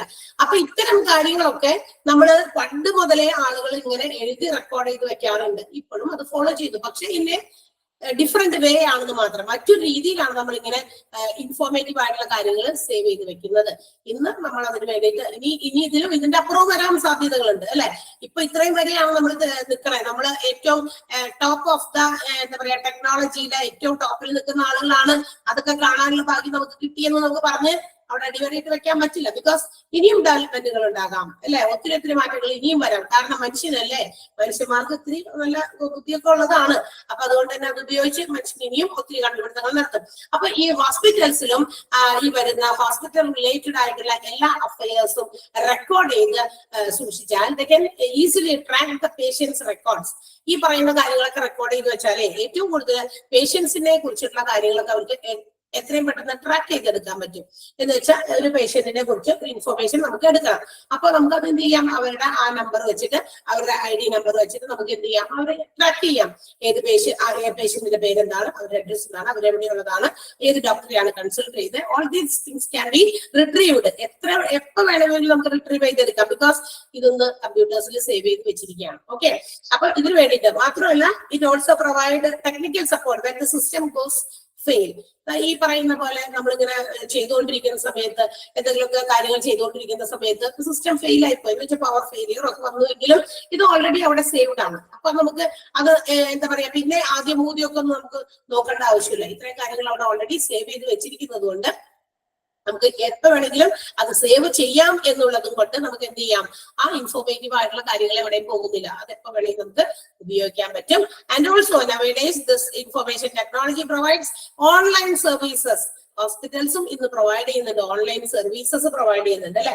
അതായത് എന്താ പറയാ, നമ്മുടെ കൊറോണയൊക്കെ വന്നു കഴിഞ്ഞപ്പോൾ ഈ പറയുന്ന പോലെ പേഷ്യൻസ് ഒക്കെ നേരിട്ട് ഡോക്ടേഴ്സിന്റെ അടുത്ത് പോയിരുന്നില്ല. അവർ പോയിരുന്നില്ല എന്ന് താനും ഡോക്ടേഴ്സും അത് പ്രിഫർ ചെയ്തിരുന്നില്ല. ബിക്കോസ് രോഗമുണ്ടെങ്കിൽ നമ്മളിലേക്ക് അത് സ്പ്രെഡ് ചെയ്യാൻ സാധ്യതകൾ ഉണ്ടായിരുന്നല്ലോ. ആദ്യമൊക്കെ നമുക്ക് ഭയങ്കര പേടിയായിരുന്നു. അപ്പൊ അന്നേരം അവരത് പ്രിഫറും ചെയ്തില്ല. അപ്പൊ ഓൺലൈനായിട്ട് കോൾ ചെയ്താൽ മതി, വീഡിയോ കോൾ ഒക്കെ ചെയ്ത് നമുക്ക് അവരെ കോൺടാക്ട് ചെയ്ത് എന്തൊക്കെയാണ് നമ്മുടെ വിവരങ്ങളൊക്കെ പറഞ്ഞു. അതുപോലെ തന്നെ പേയ്മെന്റുകൾ നമുക്ക് ഓൺലൈൻ തന്നെ അടച്ചു കൊടുക്കാം. അതുകൊണ്ട് തന്നെ നത്തിങ് ടു വറി അല്ലെ. അപ്പൊ അത്തരം കാര്യങ്ങൾക്കൊക്കെ ഇന്ന് സാധ്യമായത് ഈ ഇൻഫർമേഷൻ ടെക്നോളജിയിലൂടെയാണ് എന്നുള്ളതാണ്. അപ്പൊ എല്ലാ ഇവന്റ്സും whatever takes place in a hospital, all the events can be saved or stored for information purpose. നമുക്ക് ഇത്തരം ഇൻഫർമേഷൻസ് വീണ്ടും എടുത്തുപയോഗിക്കാൻ എന്നുള്ളത് കൊണ്ട് ഇതെല്ലാം തന്നെ നമുക്ക് എന്ത് ചെയ്യാം, റെക്കോർഡ് ചെയ്ത് സൂക്ഷിക്കാം. അതിനുവേണ്ടിയുള്ള സിസ്റ്റമാണ് ഇൻഫർമേഷൻ ടെക്നോളജി. ഓക്കെ, ക്ലിയർ ആയോ?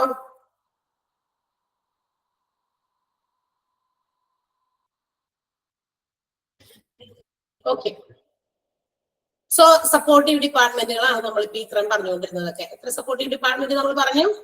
12 കേട്ടോ. 12 സപ്പോർട്ടീവ് ഡിപ്പാർട്ട്മെന്റ്. ഓരോ സപ്പോർട്ടീവ് ഡിപ്പാർട്ട്മെന്റ് എന്തിനു വേണ്ടിയിട്ടുള്ളതാണ് ഒറ്റ സെന്റൻസിൽ നിങ്ങൾ മനസ്സിലാക്കി പഠിച്ചാൽ മതി. ഓക്കെ, ഒറ്റ സെന്റൻസിൽ നമ്മൾ പഠിച്ചാൽ മതി എന്താണ് നമ്മളുടെ സപ്പോർട്ടീവ് ഡിപ്പാർട്ട്മെന്റ്. ലാസ്റ്റ് പറയാം.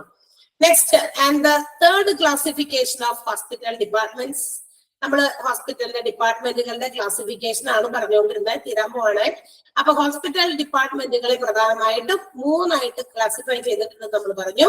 ഏതൊക്കെയാണത്? Medical department, supportive department and administrative department അല്ലെ. അവസാനത്തെ ഡിപ്പാർട്ട്മെന്റ്, 3ാമത്തെ ഡിപ്പാർട്ട്മെന്റ് ആയിരുന്നു അഡ്മിനിസ്ട്രേറ്റീവ് ഡിപ്പാർട്ട്മെന്റ് എന്ന് പറയുന്നത്. അപ്പൊ നമ്മൾ ഇനി പഠിക്കാൻ പോകുന്നത് 3ാമത്തെ ഡിപ്പാർട്ട്മെന്റ് ആണ്. That is administrative department, which consist of human resource management, finance management and administration. ഈ 3 എണ്ണമാണ് നമ്മുടെ അഡ്മിനിസ്ട്രേറ്റീവ് ഡിപ്പാർട്ട്മെന്റിൽ വരാം. ഒന്ന് human resource. See in this, ഇവിടെ ഈ ഡിപ്പാർട്ട്മെന്റിന്റെ ഒരു ജോലി അല്ലെങ്കിൽ റെസ്പോൺസിബിലിറ്റി എന്താണെന്ന് വെച്ചാൽ, it aims at recruiting the efficient and qualified human resource in a hospital. ഒരു ഹോസ്പിറ്റലില് വളരെ ക്വാളിഫൈഡ് ആയിട്ടുള്ള, ആവശ്യത്തിന് യോഗ്യതയുള്ള, ആവശ്യത്തിന് കാര്യക്ഷമതയുള്ള, എഫിഷ്യന്റ് ആയിട്ടുള്ള ജോലിക്കാരെ നിയമിക്കുക. ഏത് ഡിപ്പാർട്ട്മെന്റിലായാലും, നഴ്സ് ആയിക്കോട്ടെ, ഡോക്ടേഴ്സ് ആയിക്കോട്ടെ, മറ്റേതെങ്കിലും തരത്തിലുള്ള ജോലി ചെയ്യുന്നവരായിക്കോട്ടെ, എല്ലായിടത്തും കൃത്യമായി നല്ല ക്വാളിഫൈഡ് ആയിട്ടുള്ള, കാര്യക്ഷമതയുള്ള, നല്ല ഊർജ്ജസ്വലരായിട്ടുള്ള, നല്ല ഏത് ജോലിയും എനർജറ്റിക് ആയിട്ട് ചെയ്യാൻ പാകമായ ആളുകളെ റിക്രൂട്ട് ചെയ്യുക എന്നുള്ളതാണ് ഹോസ്പിറ്റൽസിന്റെ, മാത്രമല്ല ഏത് ഓർഗനൈസേഷന്റെ ലക്ഷ്യം. ഏത് ബിസിനസ് സ്ഥാപനങ്ങളും അങ്ങനെയാണ് ഉദ്ദേശിക്കുന്നത്. ഇന്ന് നമ്മുടെ ഇത്തരം അപ്പോയിന്റ്മെന്റുകൾ അല്ലെങ്കിൽ ഇത്തരം റിക്രൂട്ട്മെന്റുകൾ എല്ലാം നടക്കുന്നത് not only based on the marks which is obtained. നമ്മൾ നേടിയെടുത്ത മാർക്കുകളുടെ ഭാരത്തിന്റെ തൂക്കം നോക്കിയിട്ടല്ല തീർച്ചയായിട്ടും ഇന്ന് റിക്രൂട്ട്മെന്റുകൾ നടക്കാം. കാര്യം എന്താ പറയാ, കാര്യക്ഷമതയും അതുപോലെ തന്നെ എനർജിയും മറ്റു കാര്യങ്ങളൊക്കെ ഉള്ള അത്തരം qualifications which cannot be measured, അളക്കാൻ പറ്റാത്ത രീതിയിലുള്ള, നമ്മൾ ഒരു എന്താ പറയുക സംഖ്യയായിട്ട് ന്യൂമറിക്കൽ ടേംസിൽ അളക്കാൻ പറ്റാത്ത രീതിയിലുള്ള കാര്യങ്ങൾ കൂടി വലിയ ഫാക്ടേഴ്സ് ആണ് ഏത് ഒരു ജോലിക്കും റിക്രൂട്ട്മെന്റിന് വേണ്ടിയിട്ട്. ഓക്കെ, അപ്പൊ അതുകൊണ്ട് തന്നെ നല്ല ഹ്യൂമൻസിനെ, അതായത് നല്ല ആളുകൾക്ക്, നല്ല എഫിഷ്യന്റ് ആയിട്ടുള്ള ആളുകളെ ജോലിക്ക് എടുക്കുക എന്നുള്ളതാണ് ഹ്യൂമൻ റിസോഴ്സ് എന്ന് പറയുന്ന ഡിപ്പാർട്ട്മെന്റിന്റെ. ഇവരെ അപ്പൊ ജോലിക്ക് വരുന്ന ആൾക്കാരുടെ ആപ്ലിക്കേഷൻ ഒക്കെ തരുമ്പോൾ ആപ്ലിക്കേഷൻ നോക്കുന്നു, അവരുടെ മാർക്സ് നോക്കുന്നു. ഇത് മാത്രമല്ല, അവർ ഏത് രീതിയിലാണ് പെർഫോം ചെയ്യാൻ പോകുന്നത് അതിന് വേണ്ടിയിട്ടുള്ള പല രീതിയുണ്ട്. ഇപ്പൊ മാർക്കൊക്കെ നോക്കി അല്ലെങ്കിൽ അവർ എത്ര ബുദ്ധിയുള്ളവരാണോ അതൊക്കെ ചെക്ക് ചെയ്യാനായിട്ട് പരീക്ഷ നടത്തും. എന്നാൽ അവരുടെ എനർജി എത്രയുണ്ട്, അവർ എത്രത്തോളം എഫിഷ്യന്റ് ആണെന്ന് മനസ്സിലാക്കാനുള്ള മറ്റ് ഇന്റർവ്യൂസും നടത്തും. ഓക്കെ, അപ്പൊ അവരുടെ ആ ഒരു കമ്മ്യൂണിക്കേഷൻ സ്റ്റൈലും മറ്റു കാര്യങ്ങളൊക്കെ എടുത്തിട്ടാണ് അപ്പോയിന്റ്മെന്റ് ഫിക്സ് ചെയ്യുന്നത്. അപ്പൊ ഈ ഡിപ്പാർട്ട്മെന്റിന് അങ്ങനെ ഒരു റെസ്പോൺസിബിലിറ്റി ഉണ്ട്. They have to aims at the recruitment of efficient and qualified staff in the hospital. മാത്രമല്ല, ഇത് ഹോസ്പിറ്റൽസിലെ എല്ലാ സ്റ്റാഫ്സിനും, എല്ലാവരെയും, ഏത് ആളുകളെ സെലക്ട് ചെയ്താലും they have to follow some policies and procedures. ഇങ്ങനെ സെലക്ഷൻസ് ഒക്കെ നടത്തുമ്പോൾ ഏത് രീതിയിലുള്ളതാണ് നടത്തേണ്ടത്, ഏതിനുള്ള പോളിസീസ് പ്രൊസീജിയേഴ്സ് ഒക്കെ follow ചെയ്തിട്ടായിരിക്കും. And while selecting they have to aim at the satisfaction of the employees. മാത്രമല്ല, ഇങ്ങനെ സെലക്ട് ചെയ്യുന്ന എംപ്ലോയീസ് ഒക്കെ whether they are satisfied in their work situation. ഓരോ ജോലിക്കാരും അവരവരുടെ ജോലിയുമായിട്ട് എത്രത്തോളം സംതൃപ്തരാണ്, ഞാൻ എന്റെ ജോലി ചെയ്യുന്നത് വളരെ സംതൃപ്തിയോട് കൂടിയാണോ അല്ലെങ്കിൽ കടമ കഴിക്കുന്നത് പോലെയാണോ, അങ്ങനെ പാടില്ല അല്ലെ. നമ്മൾ ഭയങ്കര പ്ലീസിങ് മാനറിൽ, നമ്മൾ എന്താ പറയാ, ഭയങ്കര സാറ്റിസ്ഫൈഡ് മാനറിൽ, ഹാപ്പി മൂഡിലായിരിക്കണം നമ്മൾ ഓരോ ജോലിയും ചെയ്യുന്നത് അല്ലെ. ആരെങ്കിലും നമ്മളെയും കൊണ്ട് ഫോഴ്സ് ചെയ്യിപ്പിക്കുന്നതിനേക്കാൾ നല്ലത് നമ്മൾ ചെയ്യുന്ന ജോലി വളരെ സന്തോഷത്തോടു കൂടി ചെയ്യാം. What ever it may be, ഏത് ജോലിയായാലും വളരെ സന്തോഷത്തോടു കൂടി കൃത്യമായിട്ട് ചെയ്യുമ്പോഴാണ് അതൊരു നല്ല വർക്കാകുക. ആഫ്റ്റർ ഓൾ എല്ലാ രീതിയിലും ഒരു നല്ല ജോലിയായി കൺവേർട്ട് ചെയ്യപ്പെടുന്നത് അങ്ങനെയായിരിക്കും. ഓക്കെ, ഞാനിപ്പോ ഇവിടെ ഇരുന്നിട്ട് എന്നെ കൊണ്ട് ആരെങ്കിലും എന്താ പറയാ തല്ലി ഏമിച്ച് ഇവിടെ ഇരുന്നിട്ട് എന്തെങ്കിലുമൊക്കെ ഒന്ന് പറഞ്ഞു കൊടുക്കുക എന്നൊക്കെ പറഞ്ഞിട്ട് എനിക്ക് തന്നെ ഒരു ഇഷ്ടമില്ലാത്ത രീതിയിൽ ഞാനിത് ഒന്ന് പ്രസന്റ് ചെയ്താലോ, നിങ്ങൾക്ക് അത് ഇഷ്ടപ്പെടില്ല അല്ലെ. അതായത് ഇതൊക്കെയാ വന്ന് എന്ന് പറയുന്നത് അല്ലെ, എന്നെ കൊണ്ട് ആരൊക്കെ പറഞ്ഞ് ചെയ്യിപ്പിക്കുന്ന പോലെ ചെയ്യുന്നു. പക്ഷെ ഞാനതൊരു ഇഷ്ടത്തോടെ ചെയ്യാണ് ഇതിന് അല്ലെ. ഞാനതൊരു എന്താ പറയാ ഒരു പ്ലീസിങ് മാനർ, നിങ്ങളെ കൂടി അതിനകത്ത് ഉൾപ്പെടുത്തി നമുക്കൊരു ഇഷ്ടം ഉള്ള രീതിയിൽ അത് ചെയ്യുമ്പോഴാണ് സാറ്റിസ്ഫൈഡ് ആകുക. എംപ്ലോയി സാറ്റിസ്ഫാക്ഷൻ എന്ന് പറയുന്നത് ഏത് ഓർഗനൈസേഷനും ലക്ഷ്യം വെക്കേണ്ട കാര്യമാണ്. അവർക്ക് എന്തെങ്കിലും പ്രശ്നങ്ങളൊക്കെ ഉണ്ടെങ്കിൽ അതൊക്കെ ഒന്ന് ചോദിച്ചു മനസ്സിലാക്കുക അല്ലെ. എപ്പോഴൊന്നുമല്ല, എല്ലാ ദിവസവും വരുമ്പോ തന്നെ എങ്ങനെയുണ്ട്, സുഖമാണോ, എല്ലാ ദിവസവും ചോദിക്കണമെന്ന് നിർബന്ധമൊന്നുമില്ല. ഇടയ്ക്കിടയ്ക്കൊക്കെ എംപ്ലോയീസിന്റെ സുഖാവിവരങ്ങളൊക്കെ അന്വേഷിക്കണം അല്ലെ. അവര് ഗുഡ് വർക്കിംഗ് കണ്ടീഷൻസ് എങ്ങനെയുണ്ട്, ജോലിയൊക്കെ സുഖമായിട്ട് പോകുന്നുണ്ടോ, ഇവിടെ നിങ്ങൾക്ക് എന്തെങ്കിലും പ്രോബ്ലംസ് ഉണ്ടോ, ഇതൊക്കെ ഒന്ന് അറിയണ്ടേ അല്ലെ. നമ്മൾ ഏത് സ്ഥാപനത്തിൽ ചെന്നാലും അവരിടയ്ക്ക് ഇതുപോലെയുള്ള കാര്യങ്ങളൊക്കെ വന്ന് ചോദിക്കുമ്പോൾ നമുക്കൊരു ഹാപ്പിയായി. എന്താ, എന്നാലും നമ്മളെ കാര്യങ്ങൾ അവർ അന്വേഷിക്കുന്നുണ്ട്. അതൊരു തരം ടെക്നിക്കാണ്. ഈ പറയുന്ന ഹോസ്പിറ്റൽസിൽ മാത്രമല്ല, ഏത് ഓർഗനൈസേഷനിലും എംപ്ലോയീസിനെ അവിടെ പിടിച്ചു നിർത്താൻ, അല്ലെങ്കിൽ എന്താ അവിടെ ഒരു സുഖമില്ല, നമുക്കത് ഇട്ടിട്ട് പോകാൻ തോന്നുന്നു, ഒരു രസമില്ലാത്ത ഒരു എന്താ പറയാ ആളുകളും, അല്ലെങ്കിൽ നമുക്ക് കിട്ടുന്ന ട്രീറ്റ്മെന്റ് നമ്മൾ ഉദ്ദേശിച്ച രീതിയിലുള്ള ഒരു അറ്റ്മോസ്ഫിയർ അല്ല നമുക്ക് ആ ഒരു വർക്കിംഗ് സിറ്റുവേഷനിലുള്ളത് എന്നൊക്കെ പറഞ്ഞാൽ അവന് എപ്പോഴെങ്കിലും അവിടെ നിന്ന് ഓടിപ്പോണം എന്ന് മാത്രമേ ചിന്താവുള്ളൂ. അപ്പൊ എന്തോരും ഓടിപ്പോണം എന്നുള്ള ചിന്തയും കൂടെ വെച്ച് നോക്കുമ്പോൾ എന്ത് പറ്റും, ചെയ്യുന്ന ജോലിയൊന്നും കൃത്യമായിട്ട് പെർഫോം ചെയ്യാൻ പറ്റില്ല. അവിടെ ആ ഒരു രീതിയിലുള്ള കാര്യങ്ങളൊക്കെ വരും അല്ലെ. ആഫ്റ്റർ ഇതൊക്കെ ഒരു മെന്റൽ ഒരു കാര്യം കൂടിയാണ്, നമ്മുടെ മനസ്സിന്റെ ഉള്ളിൽ നിന്നൊക്കെ വരുന്നതാ. And also they should be provided some monetary or non monetary benefits to the employees. മാത്രമല്ല, ഹ്യൂമൻ റിസോഴ്സ് ഡിപ്പാർട്ട്മെന്റിന്റെ മറ്റൊരു പ്രത്യേകത അല്ലെങ്കിൽ റെസ്പോൺസിബിലിറ്റി എന്ന് പറഞ്ഞാൽ ഈ എന്താ പറയാ സുഖവിവരങ്ങളൊക്കെ അന്വേഷിക്കുക, അവർ സാറ്റിസ്ഫൈഡ് ആണോ എന്ന് നോക്കുക, അവർ നല്ല രീതിയിലുള്ള അവരുടെ മാക്സിമം അവരുടെ എഫിഷ്യൻസി അവർ പുറത്തെടുക്കണ്ടോ എന്ന് ശ്രദ്ധിച്ചേക്കാം. ഇതിനൊക്കെ പുറമെ ഇതൊക്കെ ഇവിടെ നിന്ന് കിട്ടണമെങ്കിൽ അവർക്ക് എന്ത് പ്രൊവൈഡ് ചെയ്യണം? ചില monetary and non monetary benefits കൂടി പ്രൊവൈഡ് ചെയ്യണം. എന്താ വെച്ചാൽ ഈ ഓണമൊക്കെ വരികയാണ്, ഓണക്കോടി വാങ്ങിച്ചോ എന്നൊക്കെ പറഞ്ഞ് കുറച്ച് ഫണ്ട് കൊടുക്കാം, അല്ലെങ്കിലോ ഓണം വിഷു അങ്ങനെയുള്ള കാര്യങ്ങളൊക്കെ വരുമല്ലോ. പിന്നെ അല്ലെങ്കിൽ ഈ പറയുന്ന പോലെ ചില ഓർഗനൈസേഷൻസ് എന്താ കൊടുക്കുക, ബോണസ് ആയിട്ട് അല്ലെ, അവരുടെ ശമ്പളത്തിന്റെ ഒപ്പം അങ്ങനെ ജസ്റ്റ് ഹാഫ് ഒക്കെ ബോണസ് ആയിട്ട് പ്രൊവൈഡ് ചെയ്യുക ഒരു കാര്യമാണ്. അത് മോണിറ്ററി ബെനിഫിറ്റുകളാണ്. അതേസമയം നോൺ മോണിറ്ററി ബെനിഫിറ്റ് എന്താ, വർഷത്തിൽ ഒരിക്കലൊക്കെ ഒരു ഗെറ്റ് ടുഗദർ ഒക്കെ നടത്താം, ഒരു ഹോസ്പിറ്റൽ ഡേ, ഓർഗനൈസേഷന്റെ ഡേ, ഒരു ഗെറ്റ് ടുഗദർ എല്ലാവരും കൂടി ചേർന്ന് ഒരു ഫുഡൊക്കെ കൊടുത്ത് അവരെയൊക്കെ ഒന്ന് ഹാപ്പി ആക്കാം. അതൊക്കെ ഒരു എന്റർടൈൻമെന്റ് ആണ്, അല്ലെങ്കിൽ കുറച്ച് ഡാൻസോ പാട്ടോ അങ്ങനെയുള്ള എന്റർടൈനിങ് ആയിട്ടുള്ള ചില എന്താ പറയാ കാര്യങ്ങളൊക്കെ നടത്താം. അതൊക്കെ നോൺ മോണിറ്ററി ബെനിഫിറ്റുകൾ. അതൊക്കെ കിട്ടുമ്പോൾ എന്ത് വെച്ചും ഒന്ന് നമ്മുടെ മനസ്സിലേക്ക് ഒന്ന് റിലാക്സ് ചെയ്യാനും, ഇഫ് ദർ ഈസ് എനി അങ്ങനെയുള്ള എന്തെങ്കിലും മനസ്സിലൊക്കെ വിഷമങ്ങളൊക്കെ ഉള്ളവരെയൊക്കെ അതിലൊക്കെ അവിടെ തന്നെ ഒന്ന് പിടിച്ചു നിർത്താൻ പറ്റുന്ന രീതിയിൽ ഉള്ള ചില കാര്യങ്ങൾ കൂടി സർവീസസ് കൂടി പ്രൊവൈഡ് ചെയ്യുക എന്നുള്ളതാണ്. അപ്പൊ മാത്രമല്ല, they have to be provided compensation for their services rendered. Employees അവർ തരുന്ന സേവനങ്ങൾക്ക് നിർബന്ധമായും അവരുടെ കോമ്പൻസേഷൻ കൊടുത്തിരിക്കണം. കോമ്പൻസേഷൻ എന്ന് പറഞ്ഞാൽ അവരുടെ കൂലി, ചെയ്യുന്ന ജോലിക്ക് കൂലി കൊടുക്കണം, നിർബന്ധമാണ്.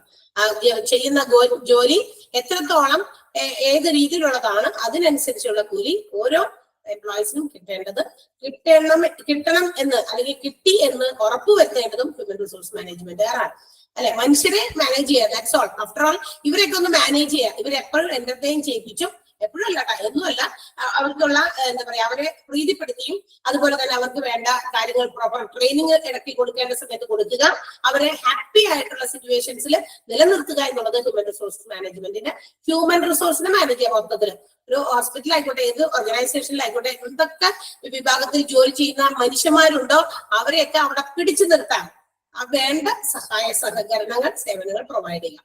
അത്രേ ഉള്ളൂ. അതാണ് ഹ്യൂമൻ റിസോഴ്സ് മാനേജ്മെന്റ്. ഒറ്റ സെന്റൻസിൽ പറഞ്ഞ ക്ലിയർ ആണോ? മനസ്സിലായോ? ഇല്ലേ? മനസ്സിലായില്ല? ആർക്ക് മനസ്സിലായില്ലേ? ഇപ്പുറത്തെ കൈ കാണാനില്ല. അമൃതൊക്കെയാണോ ഇവിടെ പുറത്ത് എനിക്ക് കാണാൻ പറ്റുന്ന ഒരു തമ്പേ, അപ്പൊ അത് കണ്ടില്ല, അതുകൊണ്ടാ. Yes, okay. നെക്സ്റ്റ് വൺ എന്താ? അപ്പൊ അടുത്ത എന്താ? ഇനി ഫിനാൻസ് മാനേജ്മെന്റ്. ഇവിടെ എന്താ ഫിനാൻസ് മാനേജ്മെന്റ് എന്ന് കേൾക്കുമ്പോൾ തന്നെ അറിയാം അല്ലെ. It controls the financial aspects of the hospital. ഏത് ബിസിനസ് സ്ഥാപനമായാലും അങ്ങനെ തന്നെ ഹോസ്പിറ്റലും ഒരു ബിസിനസ് ഓർഗനൈസേഷൻ ആയി മാറിക്കൊണ്ടിരിക്കുകയാണ് ഇന്നത്തെ സാഹചര്യങ്ങളിൽ. ഹോസ്പിറ്റൽസ് ഭയങ്കരമായിട്ട് ബിസിനസ് മൈൻഡിലേക്ക് പോയി കഴിഞ്ഞു. അപ്പൊ ഈ ഡിപ്പാർട്ട്മെന്റിന്റെ പ്രത്യേകത എന്ന് പറയുമ്പോൾ ഇവിടെ ഫിനാൻസ് കൈകാര്യം ചെയ്യുക. ഫിനാൻസ് വരുന്നത് പോകുന്നതൊക്കെ, ഫിനാൻസ് എവിടെ നിന്നൊക്കെ വരുന്നു, പേഷ്യൻസിൽ നിന്ന് കിട്ടുന്ന ഫണ്ടുകളൊക്കെ, മെഡിക്കൽ ഇൻഷുറൻസ് ഉള്ളവരാണെങ്കിൽ അവിടെ നിന്ന് കിട്ടുന്ന ഫണ്ട്, അതുപോലെ തന്നെ ഈ ഫിനാൻസ് സ്പെൻഡ് ചെയ്യുന്നുണ്ട്. മരുന്നുകൾ വാങ്ങിക്കാനാകാം, ഇൻസ്ട്രുമെന്റുകൾ വാങ്ങിക്കാനാകാം, എക്യുപ്മെന്റുകൾ മെഷീൻസ് ഒക്കെ വാങ്ങിക്കാനാകാം. അപ്പൊ എന്തൊക്കെ കാര്യങ്ങൾക്ക് വേണ്ടിയിട്ട് ഫണ്ട് വരുന്നു പോകുന്നു ഇതിനെയൊക്കെ കൺട്രോൾ ചെയ്യുന്ന ഡിപ്പാർട്ട്മെന്റ് ആണിത്. ഇനി they have to also make budgets. ഇനി ഭാവിയിൽ എന്തൊക്കെ ഫിനാൻസുമായിട്ട് ബന്ധപ്പെട്ട് എന്തൊക്കെ പണം മാറ്റി വെക്കണം, ഇന്ന കാര്യം നമുക്കൊരു ഇമ്പ്രൂവ്മെന്റ് വരുത്താനുണ്ട്, ഇന്ന ഡിപ്പാർട്ട്മെന്റിൽ കുറച്ച് മോഡിഫിക്കേഷൻ വരുത്താനുണ്ട്. അപ്പൊ അതിന് വേണ്ടിയിട്ടുള്ള ഫിനാൻഷ്യൽ ബഡ്ജറ്റുകൾ തയ്യാറാക്കുക, ഫിനാൻഷ്യൽ പ്ലാനിങ് തയ്യാറാക്കുക, ഫിനാൻഷ്യൽ റിസോഴ്സസ് പല ഡിപ്പാർട്ട്മെന്റുകളിലേക്ക്. ഒരു ഹോസ്പിറ്റലിൽ എത്ര ഡിപ്പാർട്ട്മെന്റ് ഉണ്ടോ അവിടുത്തെ വരുമാനം എല്ലാ ഡിപ്പാർട്ട്മെന്റുകളിലേക്കും കിട്ടുന്ന രീതിയിൽ, ആ ഒരു പ്രൊപ്പോർഷനേറ്റ് ആകുന്ന രീതിയിൽ അപ്ഗ്രേഡ് ചെയ്തുകൊണ്ടിരിക്കുക. അവർക്കൊക്കെ പ്രൊവൈഡ് ചെയ്യുന്നത് കൊടുക്കുക. Wages to the staff and എംപ്ലോയീസിനും സ്റ്റാഫിനും ഒക്കെ സാലറിയും അതുപോലെ കൂലിയൊക്കെ പ്രൊവൈഡ് ചെയ്യുക. And also they have to purchase the medical supplies. അവിടെ വാങ്ങിക്കുന്ന സാധനങ്ങളും ഉപകരണങ്ങളും ഒക്കെ ഇല്ലേ, മെഡിസിൻസും ഒക്കെ, ഇതിന് വേണ്ടിയിട്ടുള്ള ഫണ്ട് പ്രൊവൈഡ് ചെയ്യുക. എല്ലാ ഫിനാൻഷ്യൽ ആസ്പെക്റ്റും കൺട്രോൾ ചെയ്യുന്നത് ഫിനാൻസ് ഡിപ്പാർട്ട്മെന്റ് ആണ്. അത്രേ ഉള്ളൂ. എല്ലാ ഫിനാൻഷ്യൽ കാശ് വരുന്നത് പോകുന്നതൊക്കെ ഇവരിലൂടെയാണ്. നേരത്തെ നമ്മൾ പറഞ്ഞില്ലേ, എന്ത് സാധനങ്ങൾ ഹോസ്പിറ്റൽസിൽ വാങ്ങിച്ചാലും, എന്ത് സപ്ലൈസ് ആയിക്കോട്ടെ, മെഡിസിൻസ് ആയിക്കോട്ടെ, പർച്ചേസ് ഡിപ്പാർട്ട്മെന്റ് ത്രൂ ആയിരിക്കും പോവുക. അതുപോലെ ഫിനാൻസ് എന്ന് പറയുന്നത് പൈസ കൊടുക്കുന്നതും വാങ്ങിക്കുന്നതുമായി ബന്ധപ്പെട്ട എല്ലാ കാര്യങ്ങളും ത്രൂ പോകുന്നത് ഫിനാൻസ് ഡിപ്പാർട്ട്മെന്റിലൂടെ ആയിരിക്കും. Okay, is it clear? Clear ആണോ? And finally the last department and the end of our chapter തീരാണ്. അവസാനത്തെ ഡിപ്പാർട്ട്മെന്റ് ആണ് അഡ്മിനിസ്ട്രേറ്റീവ് ഡിപ്പാർട്ട്മെന്റ്. അഡ്മിനിസ്ട്രേഷൻ ഡിപ്പാർട്ട്മെന്റ് എന്താ? എന്ന് പറഞ്ഞാൽ നമ്മുടെ അഡ്മിനിസ്ട്രേറ്റീവിൽ വരുന്ന ലാസ്റ്റ് അഡ്മിനിസ്ട്രേഷൻ ആണ്. That means to look after all the operations or all the day to day affairs of a hospital. ഒരു ഹോസ്പിറ്റലിന്റെ എല്ലാ ദിവസത്തെയും പ്രവർത്തനങ്ങളെ നോക്കി കാണുക, എല്ലാം മാനേജ് ചെയ്യുക. അതൊക്കെയാണ് നമ്മൾ ചെയ്യേണ്ട ജോലി. നമ്മൾ, അതായത് ഹോസ്പിറ്റൽ അഡ്മിനിസ്ട്രേഷൻ എന്ന് പറയുന്ന ഒരു കോഴ്സ് പഠിക്കുന്ന നിങ്ങളുടെ ഡ്യൂട്ടീസ് ആണ് അത്. എന്ത്, ഒരു ഹോസ്പിറ്റലിനെ മൊത്തത്തില് ഇപ്പൊ ഓരോ ഡിപ്പാർട്ട്മെന്റുകാർക്കും അവരുടേതായ റെസ്പോൺസിബിലിറ്റി ഉള്ളൂ. പക്ഷെ ഈ പറയുന്ന എല്ലാ ഇതിന്റെയൊക്കെ അധിപൻ എന്ന് പറയാം അല്ലെ, അവരാണ് നമ്മൾ. ഹോസ്പിറ്റൽ അഡ്മിനിസ്ട്രേഷൻ പഠിച്ച ഹോസ്പിറ്റൽ അഡ്മിനിസ്ട്രേറ്റർ ആയി മാറുമ്പോൾ ഉണ്ടാകേണ്ട ജോലിയാണ് കേട്ടോ. എല്ലാ ഹോസ്പിറ്റലിന്റെ മൊത്തത്തിൽ നമ്മുടെ കണ്ടെത്തണം. Day to day operations of the hospital they have to look after and also look after the paper works. അതായത് ഹോസ്പിറ്റൽസിൽ ഉണ്ടാകുന്ന എഴുത്തുകുത്തുകളൊക്കെ ഉണ്ടല്ലോ, അങ്ങനെ എന്തെങ്കിലുമൊക്കെ പേപ്പർ വർക്കുകളൊക്കെ എന്താ പറയാ ഓരോ ഡിപ്പാർട്ട്മെന്റിലും ഉണ്ടെങ്കിൽ അതൊക്കെ എൻഷുർ ചെയ്യുക. അതൊക്കെ കറക്റ്റ് ആണോ എന്നൊക്കെ നോക്കണം. പേപ്പർ വർക്ക്സ് ഒക്കെ കറക്റ്റ് ആണോ നോക്കണം. And also they have to follow administrative procedures of the hospital.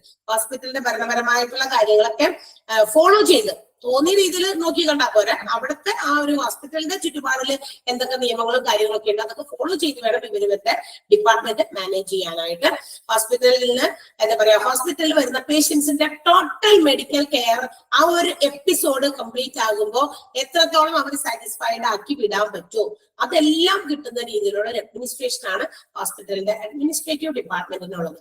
Responsible for integrating all the functions and services in a hospital. ഹോസ്പിറ്റലിന്റെ എല്ലാ പ്രവർത്തനങ്ങളും സേവനങ്ങളും ഇന്റഗ്രേറ്റ് ചെയ്യുക, കോർഡിനേറ്റ് ചെയ്യുക, എല്ലാത്തിനും ഒരുമിച്ച് ഒരേ രീതിയിൽ ആക്കി കൊണ്ടുപോകുക മുന്നോട്ട്. യാതൊരു തരത്തിലുള്ള പ്രശ്നങ്ങളും ബുദ്ധിമുട്ടുകളും ഒന്നുമില്ലാതെ എല്ലാത്തിനെയും കൺട്രോൾ ചെയ്ത് മാനേജ് ചെയ്ത് following the procedures of the hospital. ഹോസ്പിറ്റലിന്റെ നിയമങ്ങൾ പാലിച്ചുകൊണ്ട് തന്നെ മുന്നോട്ട് പോകുക എന്നുള്ളതിന് റെസ്പോൺസിബിൾ ആയിട്ടുള്ള ഡിപ്പാർട്ട്മെന്റ് ആണ് അഡ്മിനിസ്ട്രേഷൻ ഡിപ്പാർട്ട്മെന്റ്.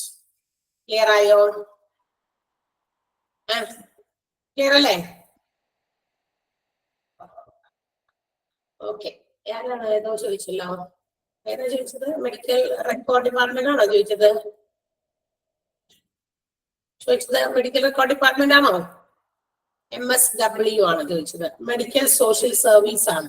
അതായത് ഹോസ്പിറ്റൽസിൽ വരുന്ന പേഷ്യൻസിന് അവര് എന്താ പറയാ ഫിനാൻഷ്യലി മാത്രമല്ല, സാമ്പത്തികപരമായിട്ടല്ല, അല്ലാതെ ഹോസ്പിറ്റൽസിൽ നമ്മൾ വരുമ്പോ അവിടുത്തെ അറ്റ്മോസ്ഫിയറുമായിട്ട് നമ്മൾ ബന്ധപ്പെടുമ്പോഴേ നമുക്ക് മാനസികമായിട്ടുള്ള ചില പ്രശ്നങ്ങൾ ഉണ്ടാകും. ഹോസ്പിറ്റലിന്റെ അകത്ത് വരുമ്പോ മാനസിക പ്രശ്നം ഉണ്ടെന്നല്ല ഉദ്ദേശിച്ചത്, ചില ബുദ്ധിമുട്ടുകൾ, എവിടേക്ക് പോകണം, ചിലപ്പോൾ അതിന് ഉദാഹരണത്തിന് ഞാൻ പറഞ്ഞല്ലോ, ഇപ്പൊ ഒരു സർജറി നമ്മളോട് ചെന്നിട്ട് പറയുകയാണ് ഇന്ന കാര്യമാണ് നിങ്ങൾക്കുള്ളത്, നിങ്ങൾ എത്രയും പെട്ടെന്ന് ഒരു സർജറിക്ക് വിധേയമാകണം എന്നൊക്കെ പറഞ്ഞ് നമ്മൾ അവിടെ ചെല്ലുമ്പോ നമ്മൾ ഇങ്ങനെ പകച്ചു നിൽക്കും, എന്താ ചെയ്യണ്ടേ?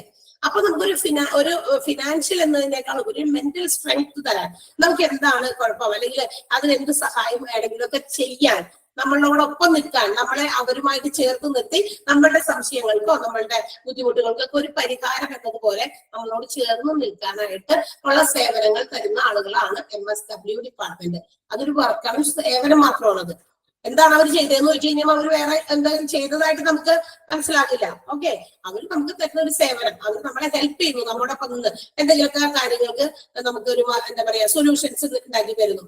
ഇന്ന സ്ഥലത്താണ്ടോ അതിന് വേണ്ടിയിട്ടുള്ള കാര്യങ്ങൾ ചെയ്യണ്ടേ. ഇപ്പൊ മെഡിക്ലെയിം എവിടെ കിട്ടുന്ന അറിയില്ല, മെഡിക്ലെയിം ആണ് എനിക്കുള്ള, എന്തെങ്കിലും കാശില്ല, ഞാൻ എനിക്ക് ക്ലെയിം ഉണ്ട് എന്ന് പറയാം. അപ്പൊ അത് പക്ഷെ എവിടെ ചെയ്യണം, എന്താണ് അതിന് വേണ്ടിയിട്ട് കാര്യങ്ങൾ ചെയ്യണ്ടേ, അതിന്റെ ബാക്കി കാര്യങ്ങളൊന്നും അറിയില്ല. മെഡിക്ലെയിം ഉണ്ടെന്ന് മാത്രം എനിക്കറിയാം, അല്ലാതെ അതിന് വേണ്ടിയിട്ട് ഇനി എന്തെങ്കിലും പേപ്പർ വർക്ക്സ് ഉണ്ടോ, എന്തെങ്കിലും കാര്യങ്ങൾ നമ്മൾ ഫോർവേഡ് ചെയ്യേണ്ടതുണ്ടോ, ഇതിനെ കുറിച്ചൊന്നും അറിവില്ല. അപ്പൊ അതൊക്കെ എന്ത് ചെയ്യണം? അപ്പൊ അതിനൊക്കെ അങ്ങനെയുള്ള കാര്യങ്ങൾക്ക് ഒരു ഹെൽപ്പ് കൊടുക്കുക, അതാണ് MSW എന്ന് പറയുന്നത്. ഇനി എന്താ?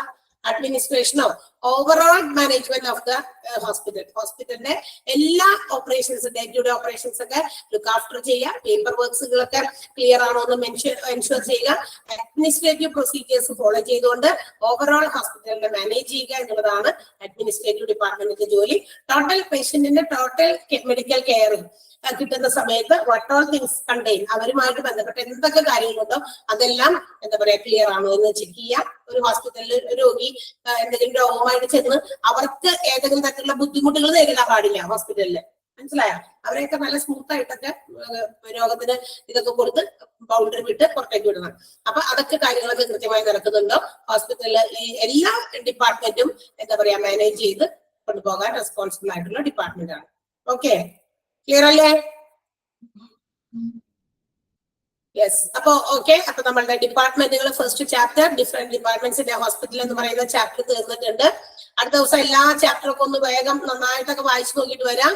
And I will give